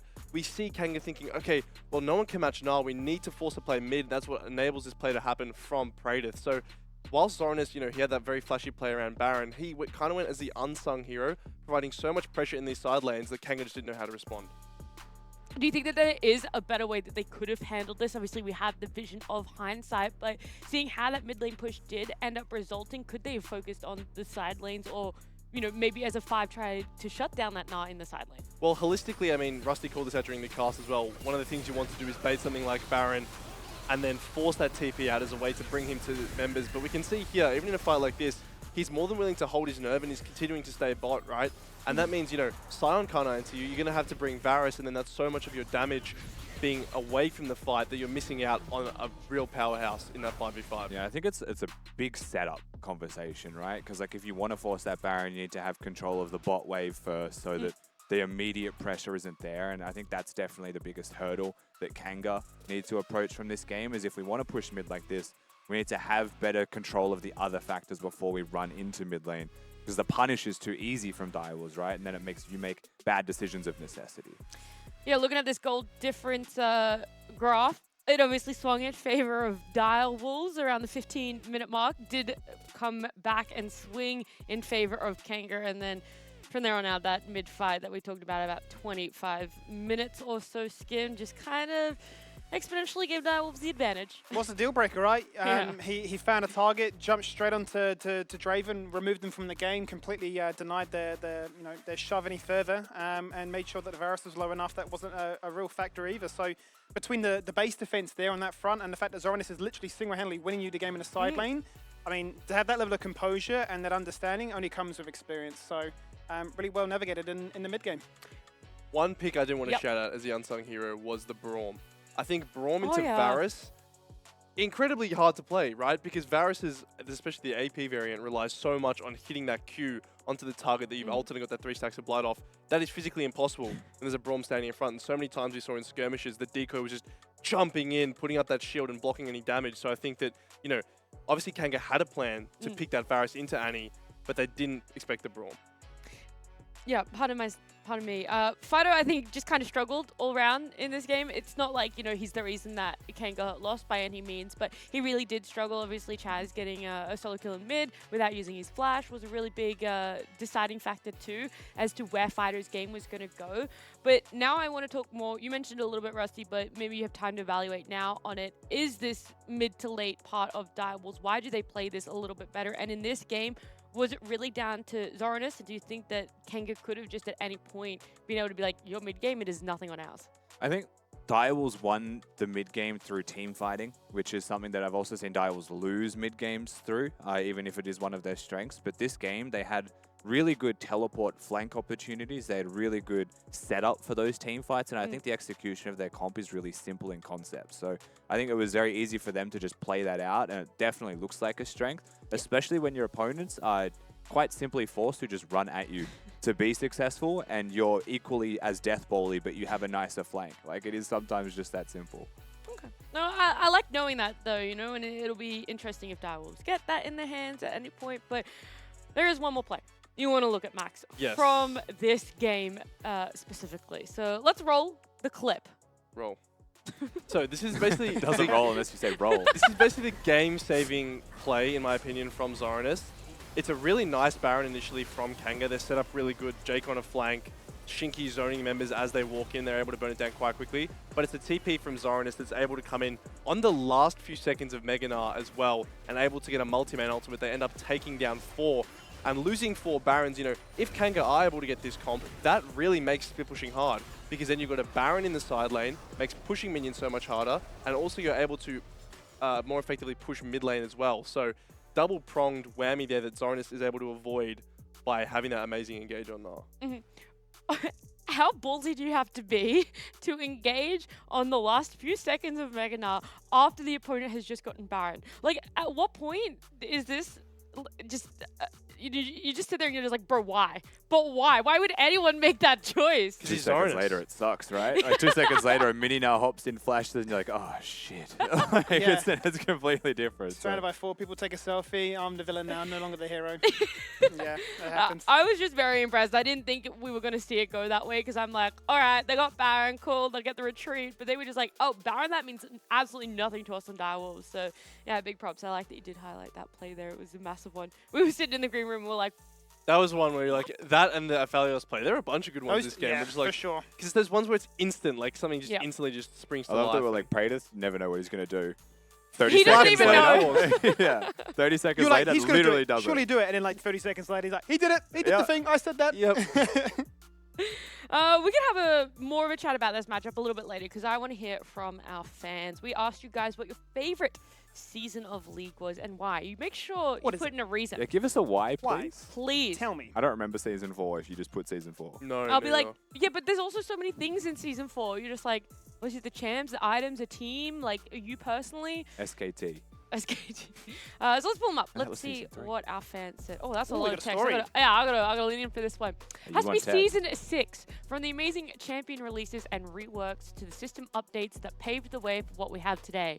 ANX at Worlds and my first OPL Finals watch parties just to add the cherry on top. That is a good Valid. season. All those reasons, 100%. Season 6 is now my favorite season. Sounds like I a core ask- memory, doesn't it? Was Yeah. Season 6 the Ardent Sensor meta? No, that was Season 8. Season... I'm pretty sure. No. That was earlier. No? It was earlier than 8. Tweet to a live on the I site, reckon you Google. guys should fight it out while Skinny have a look. Googles Alright, it. battle I to think the it death. might have been Season 6 because I remember the Albus Nox run, quarterfinals. It was a sick Yeah. run. I remember that one. But it's either 6 or 7 where it was Ardent Sensor that just like has that. It might have been 7. Yeah, Because I remember the World's middle. SKT Still like play. five Yeah, Bars let's three. just compromise. that's it. Yeah, I remember that Season one. 6 goated. I'm not going to argue with that one. Uh-huh. 7 cancelled. This was my favorite as well, so shout out Mercury. Same reasons? Different reasons. Yeah, same reasons. I like the items. The Warrior Enchant. That was the one I was more specifically trying to throw around before. The Warrior Enchant was that was awesome. the Svenskeren Worlds as well. Svenskeren Lee Sin. Ardent they went Sensor crazy. at Worlds. Yeah. All about John Lulu, Yeah. 2017. Okay. Nice. You guys got that before Skinny Googled it. That's I'm season proud of you 7? guys. Yeah. Yeah. It is. Look at us. Look at us Working go. together, Look at us, collaborating. League Addicts, I'm eh? so proud of you That's guys. why you're analysts, lads. Well done. Let's pull up another one. Let's see what other reasons for seasons that we have. Probably winter. That's the That is the joke joke I you made. made. That's a rusty Literally joke right word for word the joke I made in rehearsals. Shout out Squid for that one. Yeah, a real Squid. You're I on the got the same. memo. You and Rusty, the same. The same. Me and Twitch chat, same. Rusty and Squid, same. Better Another- than Twitch chat. You heard it first. Another Dominion. prototype. True. Yes. True. My True. favorite mode. Hide and seek on Dominion. Anyone ever play that? Yep. The single greatest League of Legends experience ever. You just basically have a seeker and a couple hiders, and you have to try to find them. This is the best. Before I have a very core memory of my brother and his friends convincing me, trying so hard for me to play that. And I was just like, no, I don't want to. And like, you will love it, please. And I'm like, no. Oh, you missed out. Yeah, clearly I did did. miss out. I Yeah. This could go and back. Twisted Tree Line. Bring it back, Oh, Ryan. Please, Twisted what are we Tree Line, doing? really? Why are we playing Summoner's Rift? I know. Give me something else. I I'm an kind of agree with ARAM this one one. trick. I'm an ARAM one trick. Get me back on some other maps, man. A little bit of variation from time to time, you know? Yeah. Taste the salt, taste the sweetness, taste the Bring it back flavors, to like the a special spices event. of the world. Special event. It's a special event, limited time. That's my plea to Riot right there. You gotta get on your knees to really plead to Riot. Don't, he'll do it. I know he will. I want to see how far he would go. Another from the fans. Let's hear from another one. Their reason for their favorite season. I love season 13. It's so fun and balanced. No broken items at all. You know, there's a point where there's enough exclamation marks that you might start thinking someone's being sarcastic. I This love isn't season enough. 13. This isn't enough. It's so fun and balanced. There's no broken items at all. Sarcasm over there. the internet? I could never read it. I could never understand that. No. Tell me what Cassante does. Does anyone know the copy He pasta? bashes off I by things, know heart? off the top of my Annoys head. everyone. The Showmaker rant? Yeah. Yeah. Someone put it in Twitch chat right now. A copy pasta. Yeah, Showmaker went on a massive rant about why Really? Cassante is just incredibly broken. Recently? Yeah. Very recently, yeah. Like a couple days ago? Yep. Okay, I might have to look at that one. And luckily for me, we have a bit of a break coming up. I got time to go find it for myself, but you guys don't go too far because in our best of 2, we have game number 2 between Dire Wolves and Kanga happening very soon. Sorenus on the flank right now with Mega. Oh, Flashes in and it's a 4-man stun against the wall. Down goes the Tibbers. They're looking for a more. They need to find a kill. They need to get a reset. And finally Chaz gets it. That's what Shaka needed as well. As they remove their Fed, Varus. Bradiff is now on the scoreboard. As Direwolves managed to find 3. They remove 3 Baron buffs. And now it's Shinky and Voice fighting for their life. Looking to try and preserve the buff they put all their eggs into. And Shinky will die. And it's an 80 carry now and a dream. Instrumental, acapella, your seats rocking, beatboxing like the Fat Boys. I claim that. Don't vibe where you lames at. 2 lyricists killing that homicide on the same track.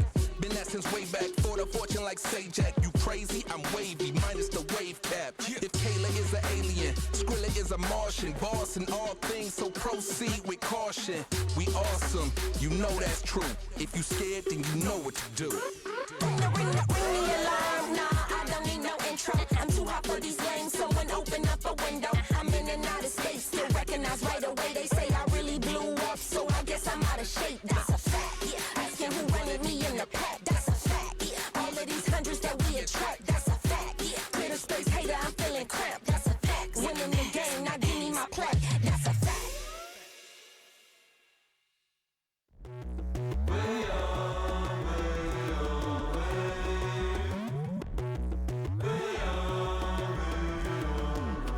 Everybody wanna know how I got here. I had a powerful vision. All the haters trying to stop our mission. Oh, but we won't stop kicking. You better listen up. Downtown with my crew, all eyes on us, hands off, cause you know we're unstoppable. Downtown with my crew, time ticking on the clock, hands off, cause you know we better blow. Heads up, we're gonna rule the world. We're the kings of these streets, if you couldn't tell. Listen up, cause if the truth be told, we're the #1 here, yeah, we're winning the gold. Heads up, we're untouchable. Take a shot towards us, but you slip and fall. The thing about us is we never miss. We the #1 here, yeah, we're owning the business. Yeah, hey, come on, let's go. Downtown with my crew, all eyes on us, hands up, and you know we're unstoppable. Yeah, come on, yeah. Downtown with my crew, time ticking on the clock, hands up, yeah, you know we about to blow.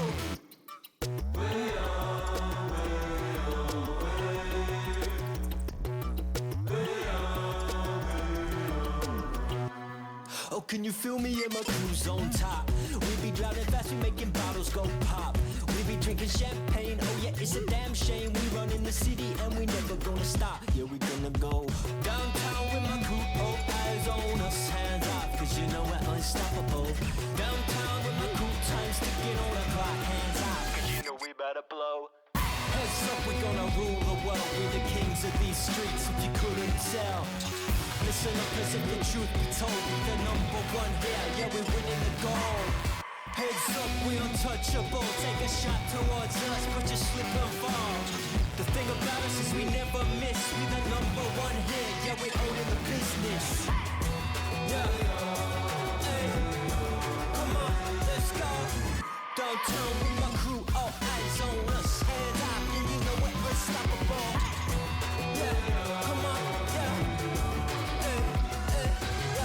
Downtown with my crew, time ticking on the clock, hands up, yeah, you know we about to blow. Yeah. Yeah, you don't wanna mess with us, the best team. Yeah, come on. He hooks himself back in. They want it. Kizzy's not here, but it's a pentakill. Second, they'll find a second.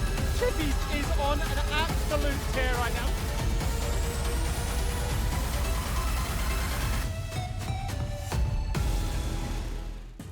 Welcome back. We had a fantastic game 1 between Kanga and Direwolves, but now we've got game number 2 is going to be happening very soon. And I want to have a brief chat because side selections different. Guys, we're going to see Direwolves now on the red side, and we're going to be seeing Kanga on the blue side. So, Max, does that persuade you after seeing the fight that they had in the red side in game 1 for themselves?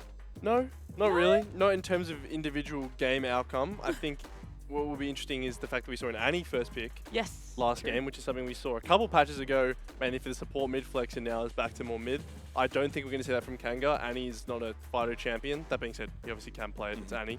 But I don't think they will take the same approach to draft, which raises questions of, what is going to be first pick? Because Kasante was left on the board till very late in the draft last game. It is a Fido champion, is the 3 bans that Direwolves did on blue side.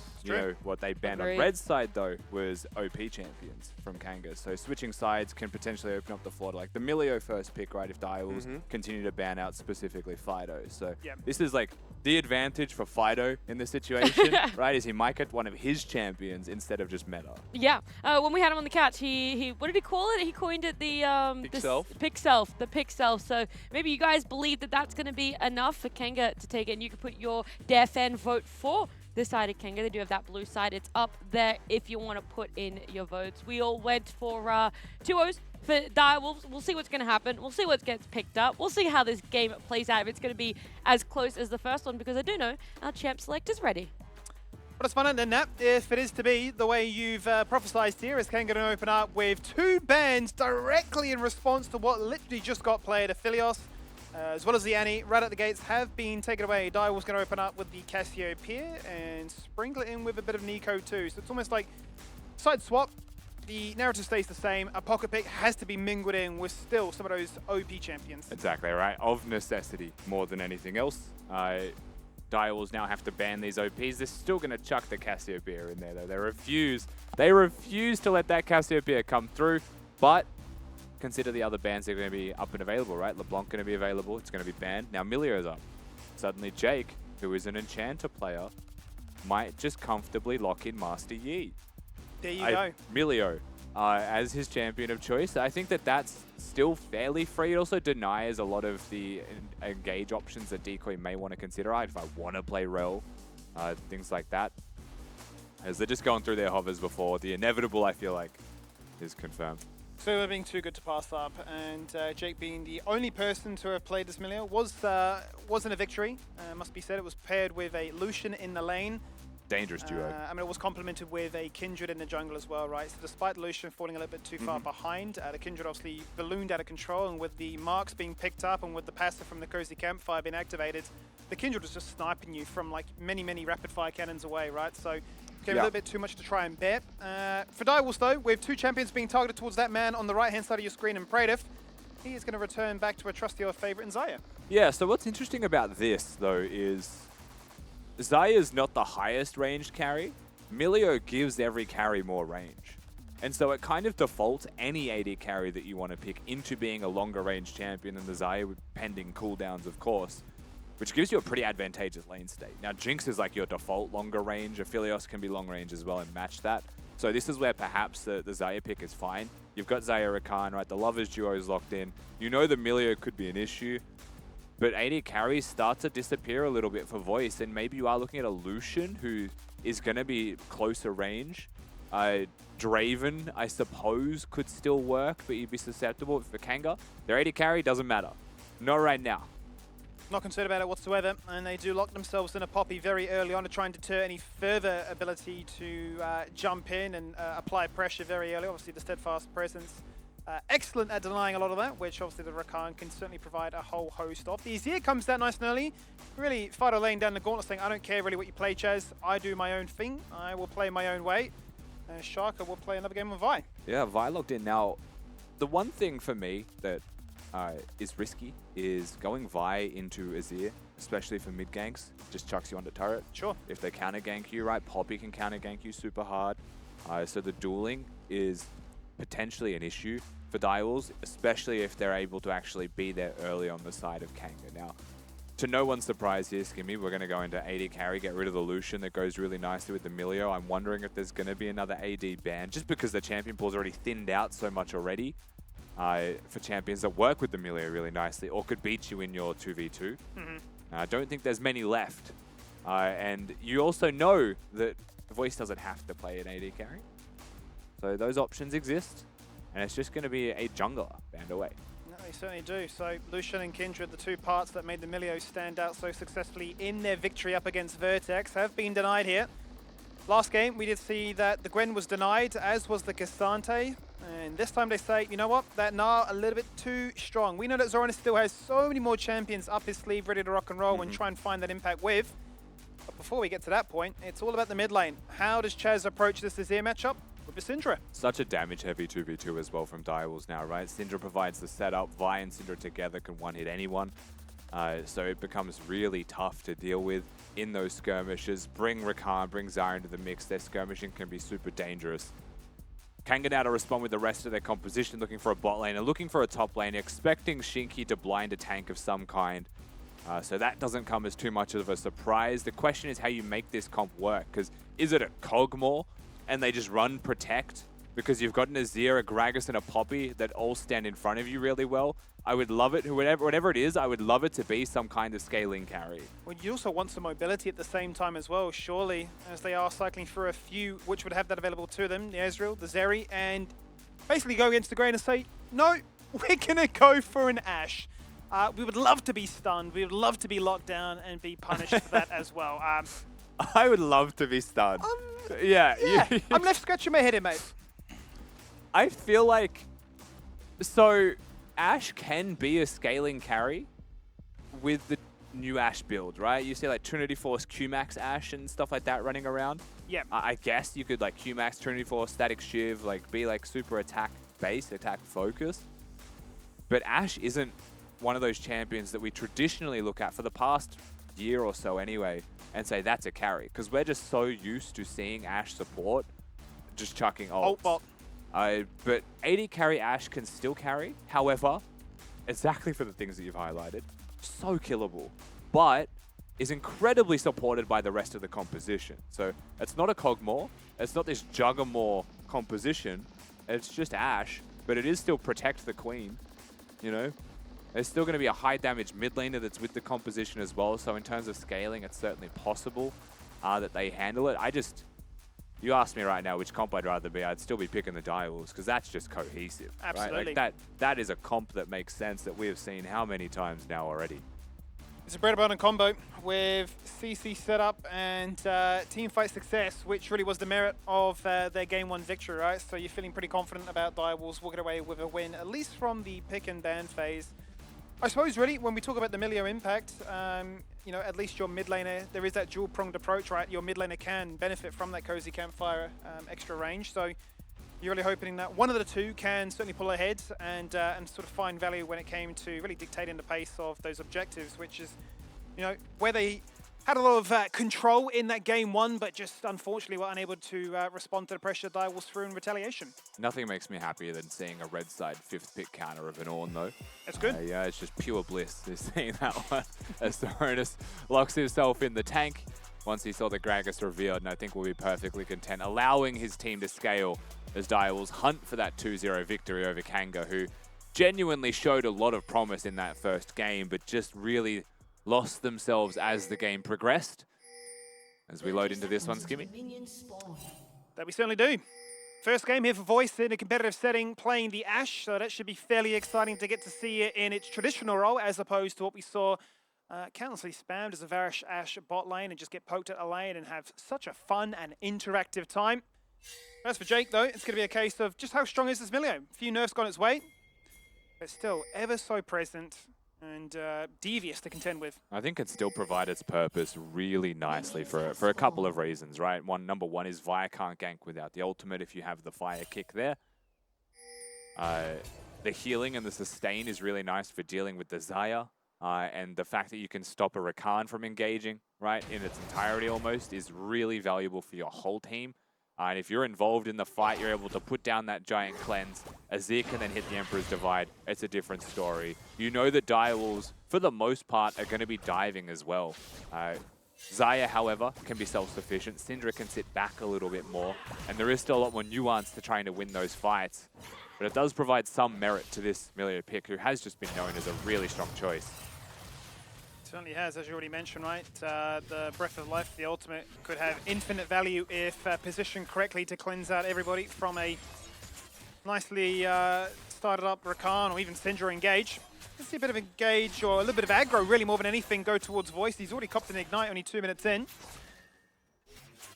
Yeah, looking to force this level 2 though is an advantage that Kanga look like they're going to have here just by minion control. So I don't think Dials are going to continue to press the attack or anything of the like. They're just going to let this one crash.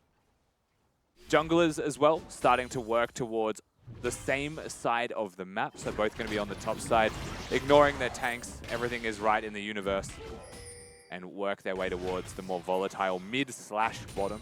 Now, I will say that while it naturally passed the bottom, mid is super volatile, and so is certainly a place that they can put pressure towards. A Shaka, if this is for mid, is a wide flank. It is a wide flank, and Chaz is baiting, but they're he's getting both flanked doing as it. well. They're both doing it at the same time. Who comes off worse for wear? Both mid laners are down to 50%.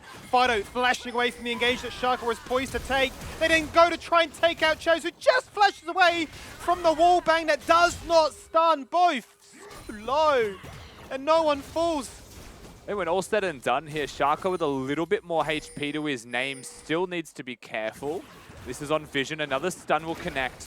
And so mid is winning for Direwolves. This is on Vision. You just use the W, knock him into the wall and win that trade. Shaka needs to be careful. He now also doesn't have the Q. Yeah, he's in trouble now. He's primed up the damage, and he's going to get run down here by a Poppy with a bit of a shield active. Might just say, you know what? I don't need to. Bottom fighting as well. I'll go for that camp instead. Aggro in the bot lane now. His Voice is going to be the recipient of a bit of pain and pressure, but the Fever Recall is not enough to root him and not give them any extra uptime. But the damage, well, it's already been done. Yeah, no Ignite or Flash there though from Decoy from the earlier trade. Just the Ghost used by Voice, but you can see still looking Shaka nearby. And they will respect, again, that kick. Just a little bit too easy to force disengages on someone like a Rakan or a Vi who engage in a straight line. So stop that one from happening. They'll get the reset off. Map will continue to reset as a whole in reality. And Chaz, I think the biggest winner of all of this when all said and done, just doesn't have to teleport. And that's the biggest win. The ability to play even more aggressive and utilize the fact that you will get that second reset to base for free. Should prove to do wonders. We'll have to see how the lane plays out as a result of that one. Because both Decoy and Shaka very early on, even pre-5 minutes, have decided to group up. Control what is going to negate the ward that Fido's placed down to protect himself. He's got no summoners, bear in mind. Got to show a lot of respect here. Bringing Decoy up though, super dangerous if those ganks are successful. The crowd control they can layer between the 3-man unit is super dangerous. To say potent is an understatement for someone like Fido, but he's able to push through that gank attempt. Hovering the right side of the map. Also, Fido's flash earlier should be commended for the way that he played this out against Shaka's Vi. Flashing at the last second removes all of the time that a Vi has to react flash, right? When looking for those trades. So those little details making things a lot better for Fido. He's planted a ward for his respective jungler to go for a bit of a cheeky invade itself. Out goes the Hawk shot to reveal that, hey, nobody is in the area, so you can feel very confident about playing quite patiently as the Poppy, waiting across this wall with the Hex Flash, just to idolize. Where does Chaz step up? This is a long distance though. it? Even if you Hex Flash in now, you have to go through so much distance to actually even get the charge off. He's looking for it, but meanwhile top lane is where the action's at as well. Zorinus is looking for a solo bolo on towards Shinky. He's forced to try and use the explosive cast to safety. They've got no resources left in the tank. They will have to return to base. I guess it's an absolute win for Zorinus, but given the wave state, it's going to be pushing regardless, and the teleport back to top will just be forced from both respective members here. Zorinus really just trying to win that tank 1v1. I'm sure Shinky still has the hunger himself, you know. Want to get some solo bolos in top lane for a second game. But really, we're just watching tanks fight. Jungle pretty much dead even as well when the dust settles on those earlier skirmishes. Shaka being very active in mid lane though in comparison to this Poppy. He's going to try and use that to take some enemy jungle away.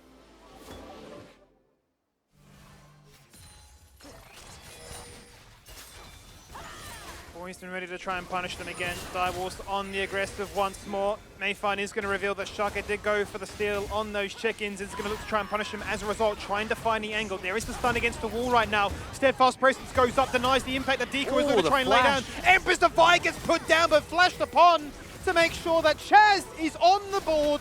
He gets that first blood. Decoy surrounded by multiple members, but just toes the line between insanity and absolute brilliance as Kanga are forced to run, and they cannot take a kill back. It's 2 for Direwolves. Shaka forced to disengage, but when the dust settles on that skirmish, Direwolves just come out way too better off. This fight starts with a Syndra stun, Chaz, and then just gets a 3-man straight afterwards. The flash from Shaka as well, straight over the Emperor's Divide, and just mechanically Direwolves put on a clinic in a fight that Kanga opt into. So again, starts with this stun, it gets a bit of bonus damage down. Shaka no Q just yet, so he's waiting for the cooldown and is kind of hovering, knowing that his team was already going to be here first. And then watch this flash from Shaka. As he goes in, flashes over it to make sure it doesn't push him back, potentially into the arms of Jake and Fido, so he would die. And then the 3-man stun here allows Praetor to get autos off, hit the rip back, and that's really all she wrote on that skirmish. Yeah, such a rough affair for Kanga to not find anything on that one. Direwolves playing it meticulously well through vision and through their positioning around where Kanga were poised to try and strike them back. We go back to the bot lane now, as Voice continues to receive harassment from afar and really is looking towards Jake to give him all that life. Yeah, I mean, these picks start to get more and more dangerous, especially if Praetor finds these advantages, finds these picks. And I feel like every time we've looked bottom, there's been a summoner spell advantage for Praetor as well, right? Ghost was used earlier, now the Flash is used. The CS advantage as well is prolific for Praetor at the present moment. Not the same as last game, where we saw a lot of signs of life early game from Kanga. I feel like it's being weathered by Direwolves quite nicely, and if we continue to consider that mid-game is their strength, does it get easier from here on out? Certainly on track for a really good start here for Direwolves. In goes Shaka, looking to try and find his mum. He finds Mayfarn, who just gets absolutely broken on.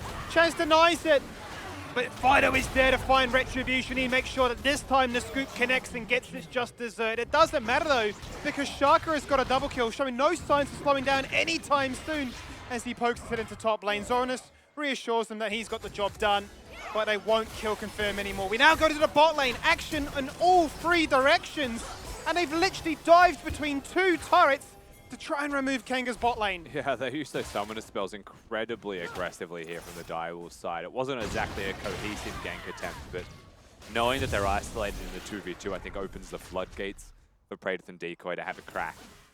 Flash used by the Zaya though. Decoy himself uses the Grand Entrance. They will deny a lot of farm, and I think that's the biggest win from that skirmish. Yeah, you don't get kills. Yeah, Jake has a lot of sustain on this Milio and is able to walk away. But that's 2 waves that they're going to miss. 2 waves of experience as well. As we get this skirmish one more time, Shaka quite simply finds his angle and goes in. Fido, I will say, plays the fight pretty nicely here. Looks for his angles, looks for his opportunities. The flash was a little bit early though to secure the kill. Kind of just allows Shaka to go forwards. And while Shinky plays a bit of zone defense and tries to body Zoranus out, the fight was already lost. As we come back mid. We come back mid, and Chaz is nearly falling over there. Thankfully, his team is just there in the nick of time as an arrow comes from all the way down in the bot lane to try and snipe and connect with that mid laner. But by that time, the fight had already fizzled out. Look at the Drake, it seems like here is Kanga. Level 6 for the Poppy, no ultimate available just yet, as the helicopter is not there. But Fido has priority in mid lane, knowing that the Syndra had to go back to base. And this should guarantee the objective for free. Shark is the other side of the map right now. Does have a Herald in hand. May just look to try and make a moment of impact elsewhere. But currently just very patiently waiting in the wings. Surely full well knowing. The contrast of like the loud Drake being murdered into total silence as the fire AFKs in a bush. Pure tranquility. Decoy here as well, so it seems like a dive is on. You could summon the Herald straight away, or you could just hit the Vi charge. Just going to go straight for the ultimate. They're going to look to try and lock him down, scatter the weak, unleash the orbs, and connect with that mid laner. No summoners available for the Azir, no time to react, no ability to outplay. Direct, targeted damage. And they're going to respect. Emilio was missing off the map, but Emilio and a Poppy probably don't have the tools to stop a Herald charge from going on. Poppy could also delay it, right? Push the Herald away. But even now, what does this collapse actually provide for Mayfarn if he goes for it? Well, sometimes, Rusty, it's about sending a message, and he's told him this quadrant of the map currently belongs to me. The Herald's got its Headbutt confirmed, and Fido's going to explode right back into life and shove Chaz away with a vengeance. He's frustrated. He knows he's been at the front of all these kill attempts. And for bot lane, I mean, the story doesn't get any much better for Kanga right now. Completely zoned away from their turret again. A little bit of indecision there, perhaps, from Dials as well. If I asked the question, what does it provide for Mayfan, they were kind of gifted the answer. They're able to actually get themselves the kill onto Chaz. Another one in the pockets of Fido, who in this series has died a lot of times, but is also finding those kills, right? He's still finding those opportunities. So credit to Kanga for finding something where I thought there really was nothing. Dial was overstaying just by a stretch. Maybe Chaz desperately wanted that charge money to go into his pockets on the plate, right, and was willing to throw his life away for that cause. Does result in a tower here either way from the looks of it. Yeah, he's TP back to that mid lane to guarantee they will find what they started with, that Herald Summon. Top lane also, you can see a lot of pressure being utilized there by Zoranus on the Ornn to try and find extra ability. Oh. Arrow just narrowly misses. Chaz actually caught an auto attack animation there. That was closer than he would have liked. So much trouble. Mid could fall at any point. But right now it's bottom that they're setting their sights on, and this feels like standard Direwolves here. They spot the Syndra, not the Vi. But Voice knows that if there's a Syndra, right, where there's smoke, there has to be fire. And Voice doesn't want that smoke. Certainly doesn't. He is at a major deficit at this point now, Rusty. Down, what, 40 CS, down a kill as well. He just wants a standard laning affair. It's not going to be grinded towards him. The rest of the team are getting aggressive. Instant flash across the wall by Mayfan to try and take down Decoy. Stunned against the wall, but he just hits the quickness. Lays down a charm, turns it around, and guarantees that he is the one that's going to fall on down. A 1v1 might occur now in the bot lane as that turret is going to fall on down. Predator's feeling himself 2-level lead. Mind you, Oh, it's step way up without more. a fear in the world. Way more than 2 levels as well. Look at the items on Praetor compared to the components from Voice. The Variety Bucket against a BF Sword and a Kraken. There's a significant difference in gold right now, and you can see that reflected for the Dials in the total gold. It is a sea of red in their favor. Kanga barely holding on, and we're only 14 minutes in. Yeah, this has been a real bane of some of their games where the early game has certainly gone against them, and it's been a struggle to try and find any kind of momentum to claw their way back in, be it mid-game onwards. Takes into question though, when we did really mention at the start of the series, 2 very passive early game teams, what it looked like, Direwolves just showing a little bit more experience. And it has just resulted in this significant goal difference, right? You make those early mistakes. Kanga, I think, happy to have a stable game, happy to look for those bigger skirmishes. But right now, the inconsistencies of Kanga are starting to show a little bit too strong. Mayfan perhaps not playing with the rest of the team as perfectly, or is setting up plays that aren't real, right? The team not always going to be there to follow. Jake's trying his best on these enchanters for sure, but between Jake and Voice, they aren't able to win or control that 2v2 as well. They have been pushed out. Top's tanks, and mid is the place that I think they needed to be the most stable around their jungler, and now it is 6 kills out of the 6 deaths that they have through those 2. It certainly is. It's the volatility that has unfortunately not landed their way. Later summons are about to switch up though, as Kanga will plant their Deathless bot lane. Square bang in the middle, and start to turn their attention towards those side lanes. As Direwolves will have the pick of the litter really to do as they like with this next Herald. Nobody from the side of Kanga interested in contesting that one, but there is a dragon just about to spawn as well.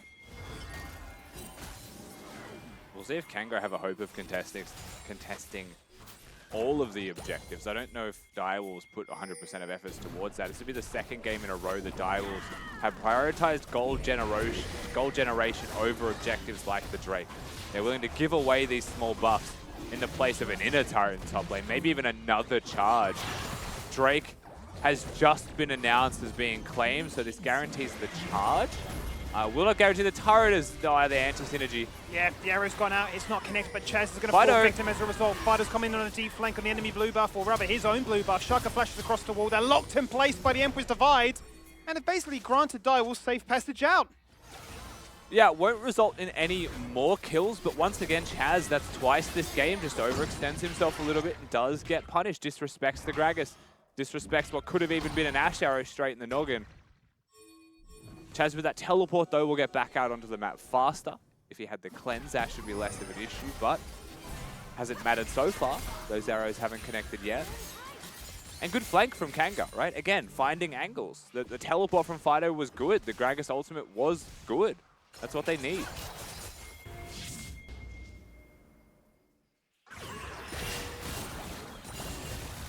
Money. That's all it is really with the first strike. TP's in, home guard's active, finds a target and peppers them with a little bit of gold. Got himself Careful 40 big Shinky. ones on that, mate.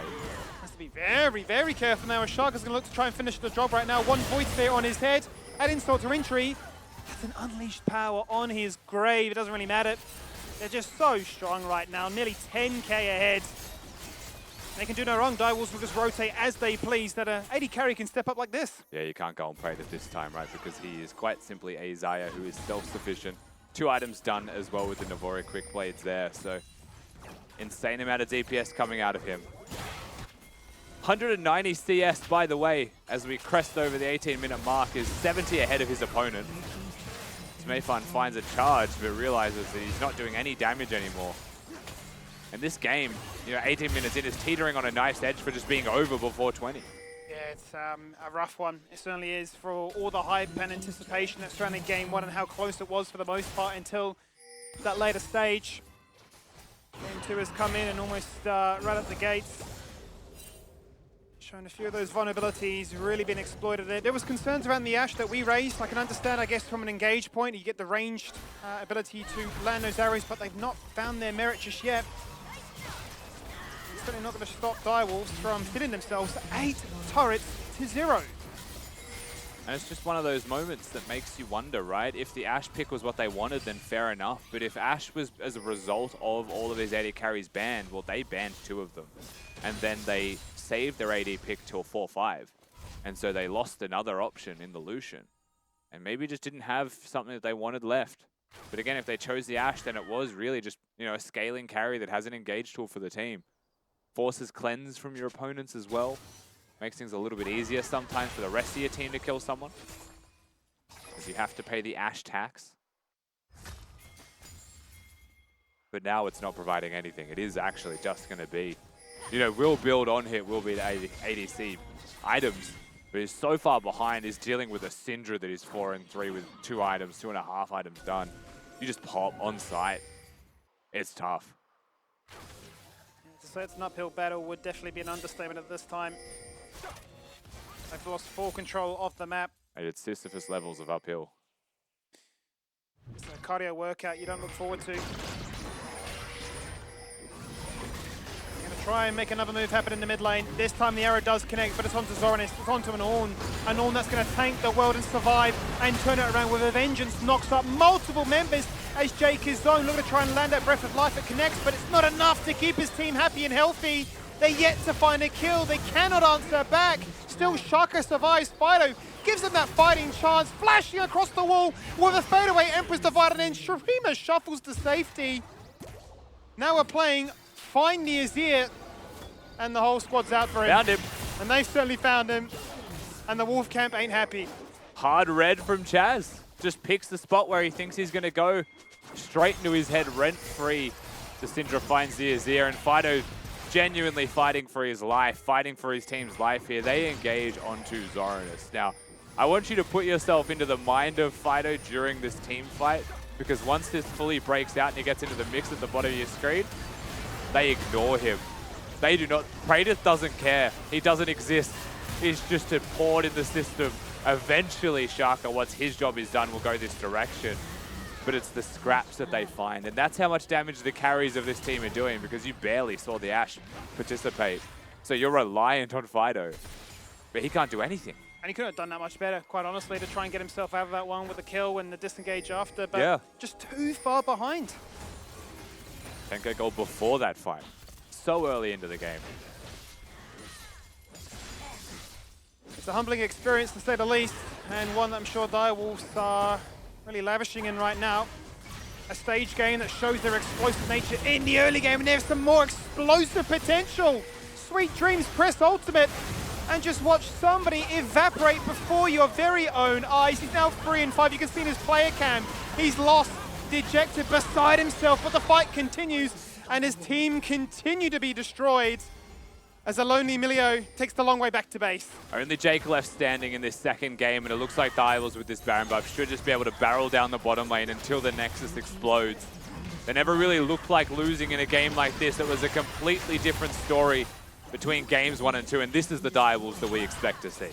This is the Direwolves that showcased they were first in the regular season last split. This is the Direwolves that are starting to find a little bit more form in the early game, patch those weaknesses, and ramp up into that top 5 question of really who are the best teams right now in split 2. They'll get the ace, and they'll get the perfect 2-0. If the goal is to shape up the middle game, the early game rather here for Direwolves, then this was a much improved performance. Though they never really netted themselves any kills, the stability that they had was resulting in those advantages, right? A slight CS lead, a slight prio lead in this lane, a teleport advantage for a Syndra. You know, those 1%ers and the experience that the Direwolves roster has just makes it that little bit easier for them to continue that into a mid game where they have their strengths. So I think that second game was a really positive stride, even compared to the first one, where I think Kanga had a more even footing. I was expecting it to be similar to game number 1, that we might have seen some of the early game struggles that we had from both teams in game 1, but this Direwolves, completely different team. Max, like, I am so shocked. I think if I had seen this series, this game in a vacuum, I wouldn't have expected them to be the same players that showed up in game 1. No, absolutely not. They definitely turned the nail on its head there, and I think the big story was that early game. And particularly for me, around the mid-jungle skirmishes. We saw in game 1 of this series, they seemed a bit disjointed. They seemed like they weren't really linking up when Shaka wanted to invade. Fighter was getting to plays first. This game, the Syndra Vi, such a potent combo where if you're able to get onto anyone, as we saw in this initial skirmish that really started the whole thing off, you can really run with it. So as we take a look at this play again, basically a lot of damage initially landing onto Shaka, but we can see the flash over the Emperor's Divide here to take out Mayfan. And then realistically, Kanga's just stuck in a bit of a rough place here. They've got Praedyth coming up from the bot lane, fighting Decoy as well. And this Ashe Milio, who's meant to be this late to mid to late game powerhouse with the massive range from the Ashe plus the Milio W, were never able to come online. Voice was down so much CS throughout this entire game that Praedyth was just able to wallet gap him every single fight. Yeah, something that was still true in game 1 was Voice really struggling with this CS. The difference, I think, was in game 1 that they were able to get fights. He was eventually able to get some kills on himself. This way around, though, champs just aren't scaling the same way. So when you do get that far down, when you're on Ashe, unfortunately, it's a tough battle to get back in. And what made it so hard was the fact that Shaka and Chaz were able to move whenever they wanted, right? We saw multiple times this game they were hovering. You see Voice having to sit in the sort of death bush where he's just waiting for any of his teammates to be able to walk into lane to pick up farms. So stemming from this mid jungle, the Direwolves never really took their foot off the gas, and after that we can see time after time, skirmish after skirmish, particularly Chaz had a standout performance. Chaz was fantastic. I think this is also a game of 1% in a lot of ways, right? Like Voice uses the Ashe Arrow mid, and then Bot starts losing because he doesn't have the same threat down there anymore, right? Little things like that started to truly compound the game out of control faster than perhaps Kanga were even expecting it to play out. And again, I think this is a much better performance from them. Highlight Chaz. I think we can highlight Decoy in particular as well for this series. With his Rakan play as well as his Braum play, I think was super solid, was roaming and rotating really quickly with his jungler. And I think between Shaka and Decoy, they had a fantastic series together. I'm just waiting for some more player cam reactions. Damn Great. Don't get too excited, Chaz. Settle down. Settle down, buddy. Yeah, wow, really played out of your mind there, Chaz. I can see it just absolutely popping off there. But this graph, the damage dealt, everything just pointing in favor for Direwolves. And obviously the biggest thing is that Kanga couldn't even get themselves a turret. So really struggled with objectives. Obviously they did still end up getting 2 Drakes, but you know, 2 of them in replacement for the Herald being able to get a second charge off, then being able to push really hard on top side. And they got 4 kills total in this game. 2 of those kills were Chaz just overextending because he could. Classic Chaz. So consider that it could have been even 2 kills. Yeah, right? That absolute jokester on your screen. Classic Chaz. Absolute pranks to him. Just Look a at him. hooligan. Just a hoot. Absolutely just going crazy. He's popping off. Hopefully he does pop off in our interview because we do have him joining us here. We're going to have a chat to him. Chaz, so stone cold face. You didn't even have a cheeky smile for how good that game number 2 was. Yeah, I don't know. I wasn't too pleased with Like, I don't know why I've got 3 deaths. Like, someone, like, I swear to God, I just zoned out for like 15 minutes and I like pressed tab and I'm like 3 deaths. I'm like, how has this happened? This makes no sense. Like, Yeah. a little bit of trolling, but yeah. We were wondering as well. We're like, wow, Chaz, I can't believe you had 2 of those. Shouldn't have had. But you played fantastic. Obviously, one of the things that Decoy said in our pregame interview, I asked him what the strengths of Divals were. He really said in that mid game. In game number 2, you guys had a stronger early game. Was it down to what champs you picked? Was it the side? Like, why do you think that game 2 was cleaner than game 1? I think like our game 1 was good up until like the Herald situation. I think we made a bit of a misstep there. Like, shouldn't really got Herald, but like I felt like we were disrespecting them really hard game 1. Like, we even mentioned it in game, like, hey guys, I think we're playing very disrespectful. Like, we need to chill out here. You know, even though I think that we should win this series like majority of the time, like that team will beat us if we like do stupid shit. You know, like they're not terrible. Like they will beat us if we don't take it seriously. So I think that we were like trying to take skirmishes that weren't in our favor or weren't in the right time. Just I don't really know why. It was just, I don't know, weird, not really disciplined gameplay. But game 2, I think everyone really stepped it up because like we played shit game 1. So it was kind of like, okay, we need to bring this back. Like, it's embarrassing if we're gonna call ourselves like a top team and have games like that, you know. So I think we really stepped it up for that one. Yeah, it was definitely a great adjustment. Felt a little bit like game 1 was forced, trying to seek a lot of engagements from you guys, but really impressive how you brought it back in game 2. And coming up against an opponent like Kanga, obviously you guys triple banned out Fido in the mid lane. What's sort of different in your preparation against a team like this compared to, you know, Chiefs and Bliss? Well, we prepped for Chiefs the whole week. Like, we didn't really do much prep. As far as like we're concerned, we just want to be picking stuff that we're good at, and we don't really care too much about what they want to play. Like, we just want to play our solid game, and that's that. And for Chiefs, we'll look to do something more specific towards how we think that they want to do, like the game or the draft or whatever like that. But like we didn't really even talk about them until a couple hours before the game. We're discussing like the bans. That was the main thing we wanted to look at. Is everyone wanted to ban Fighter. I was actually anti-banning Fighter, but my teammates were like, nah, that guy's the only one who's going to carry. Like, I'll beat Shinky, and then my top lane gets solo killed by Shinky. So it's like, what the fuck's going on there? But I don't know. It's just a bit of trolling. Yeah, there were a lot of questions raised about game 1. The other side of this one is I want to know more about Annie, like why you personally still picking it up. Obviously now we've had a patch change as well. Why you guys went back for it in game 1, if it was just a comfort thing, if it's a confidence, if you don't think that she's changed too much and she still is really impactful. I just don't think she's really changed much. Like, I actually don't like playing Annie. I think she's really boring, and like it's just one of those characters that's so broken that you just kind of have to pick it. Like, even in scrims, so I play a lot of Annie in scrims, and like they're giving it to me every stage game, so it's just Annie. And I don't think I've had like the greatest games on it on stage, but like, you know, I'm pretty good at it. Like, the champion's really broken, so it's just kind of like a must pick up as far as we're concerned. Like, I don't think that there's too many things against Annie that's like, yeah, that's like a really good pick. We're happy with this. Like, any situation, Annie is like still good. So like, we just think it's a strong champ. It's good for draft, good for the game in general. So yeah. Makes sense. Perfect. Well, sometimes you got to do what you got to do. Thank you for the interview. Congrats on the 2-0, and enjoy your match coming up later this week. Yeah, thanks so much. Have a great night. See ya.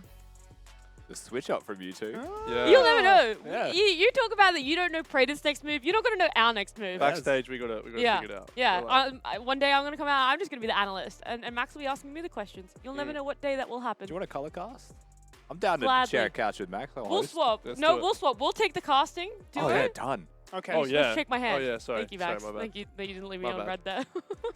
So does that mean 30 seconds later. am I the host then? Is Rusty the, what's happening here? Oh, that's up to you guys. Oh, You can host, mate. You Oh, talk fair enough. enough. Pairing discretion. That is true.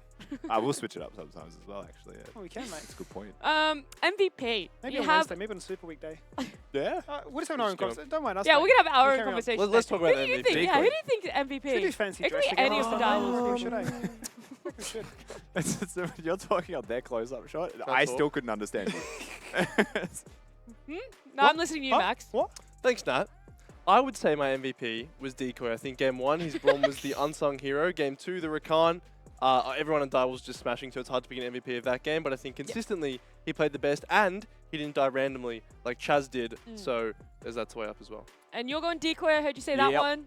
I'm going to assume all the same reasons. I Nothing just think extra on top? Decoy had a really good game 1 and then was solid in game 2. And like, Nothing just more that you could simple ask, for a especially from a support. Yeah. Are you going to go against the grain? No, I'll go Skimmy? Danny Decoy up the Kiwis. Oh, Danny. All right, let's It'd see be if awkward if he Daddy doesn't get it now, Decoy eh? got That's the all right. MVP.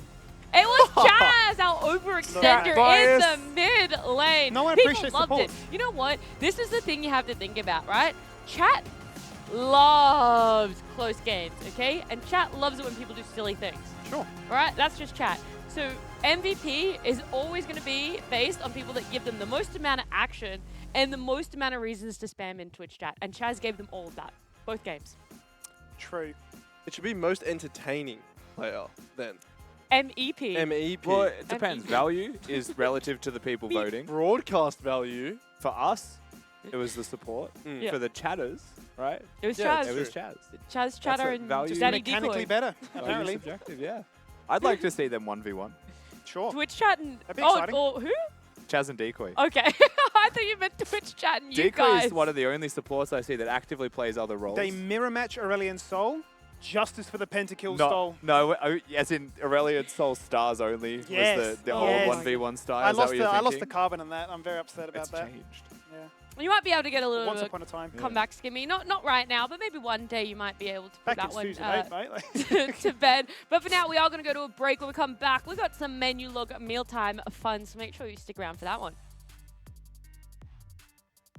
Right now, Omega. Oh, Flashes in and it's a 4-man stun against the wall. Down goes the Tibbers. They're looking for a more. They need to find a kill. They need to get a reset. And finally, Chaz gets it. That's what Tucker needed as well. As they remove their Fed, Varus Bradiff is now on the scoreboard. As Direwolves manage to find 3, they remove 3 Baron buffs. And now it's Shinky and Voice running for their life, looking to try and preserve the buff they put all their eggs into. And Shinky will die, and it's an 80 carry now and a dream. Be lavishing in right now. A stage game that shows their explosive nature in the early game, and there's some more explosive potential. Sweet Dreams press ultimate, and just watch somebody evaporate before your very own eyes. He's now 3 and 5. You can see in his player cam. He's lost, dejected, beside himself, but the fight continues, and his team continue to be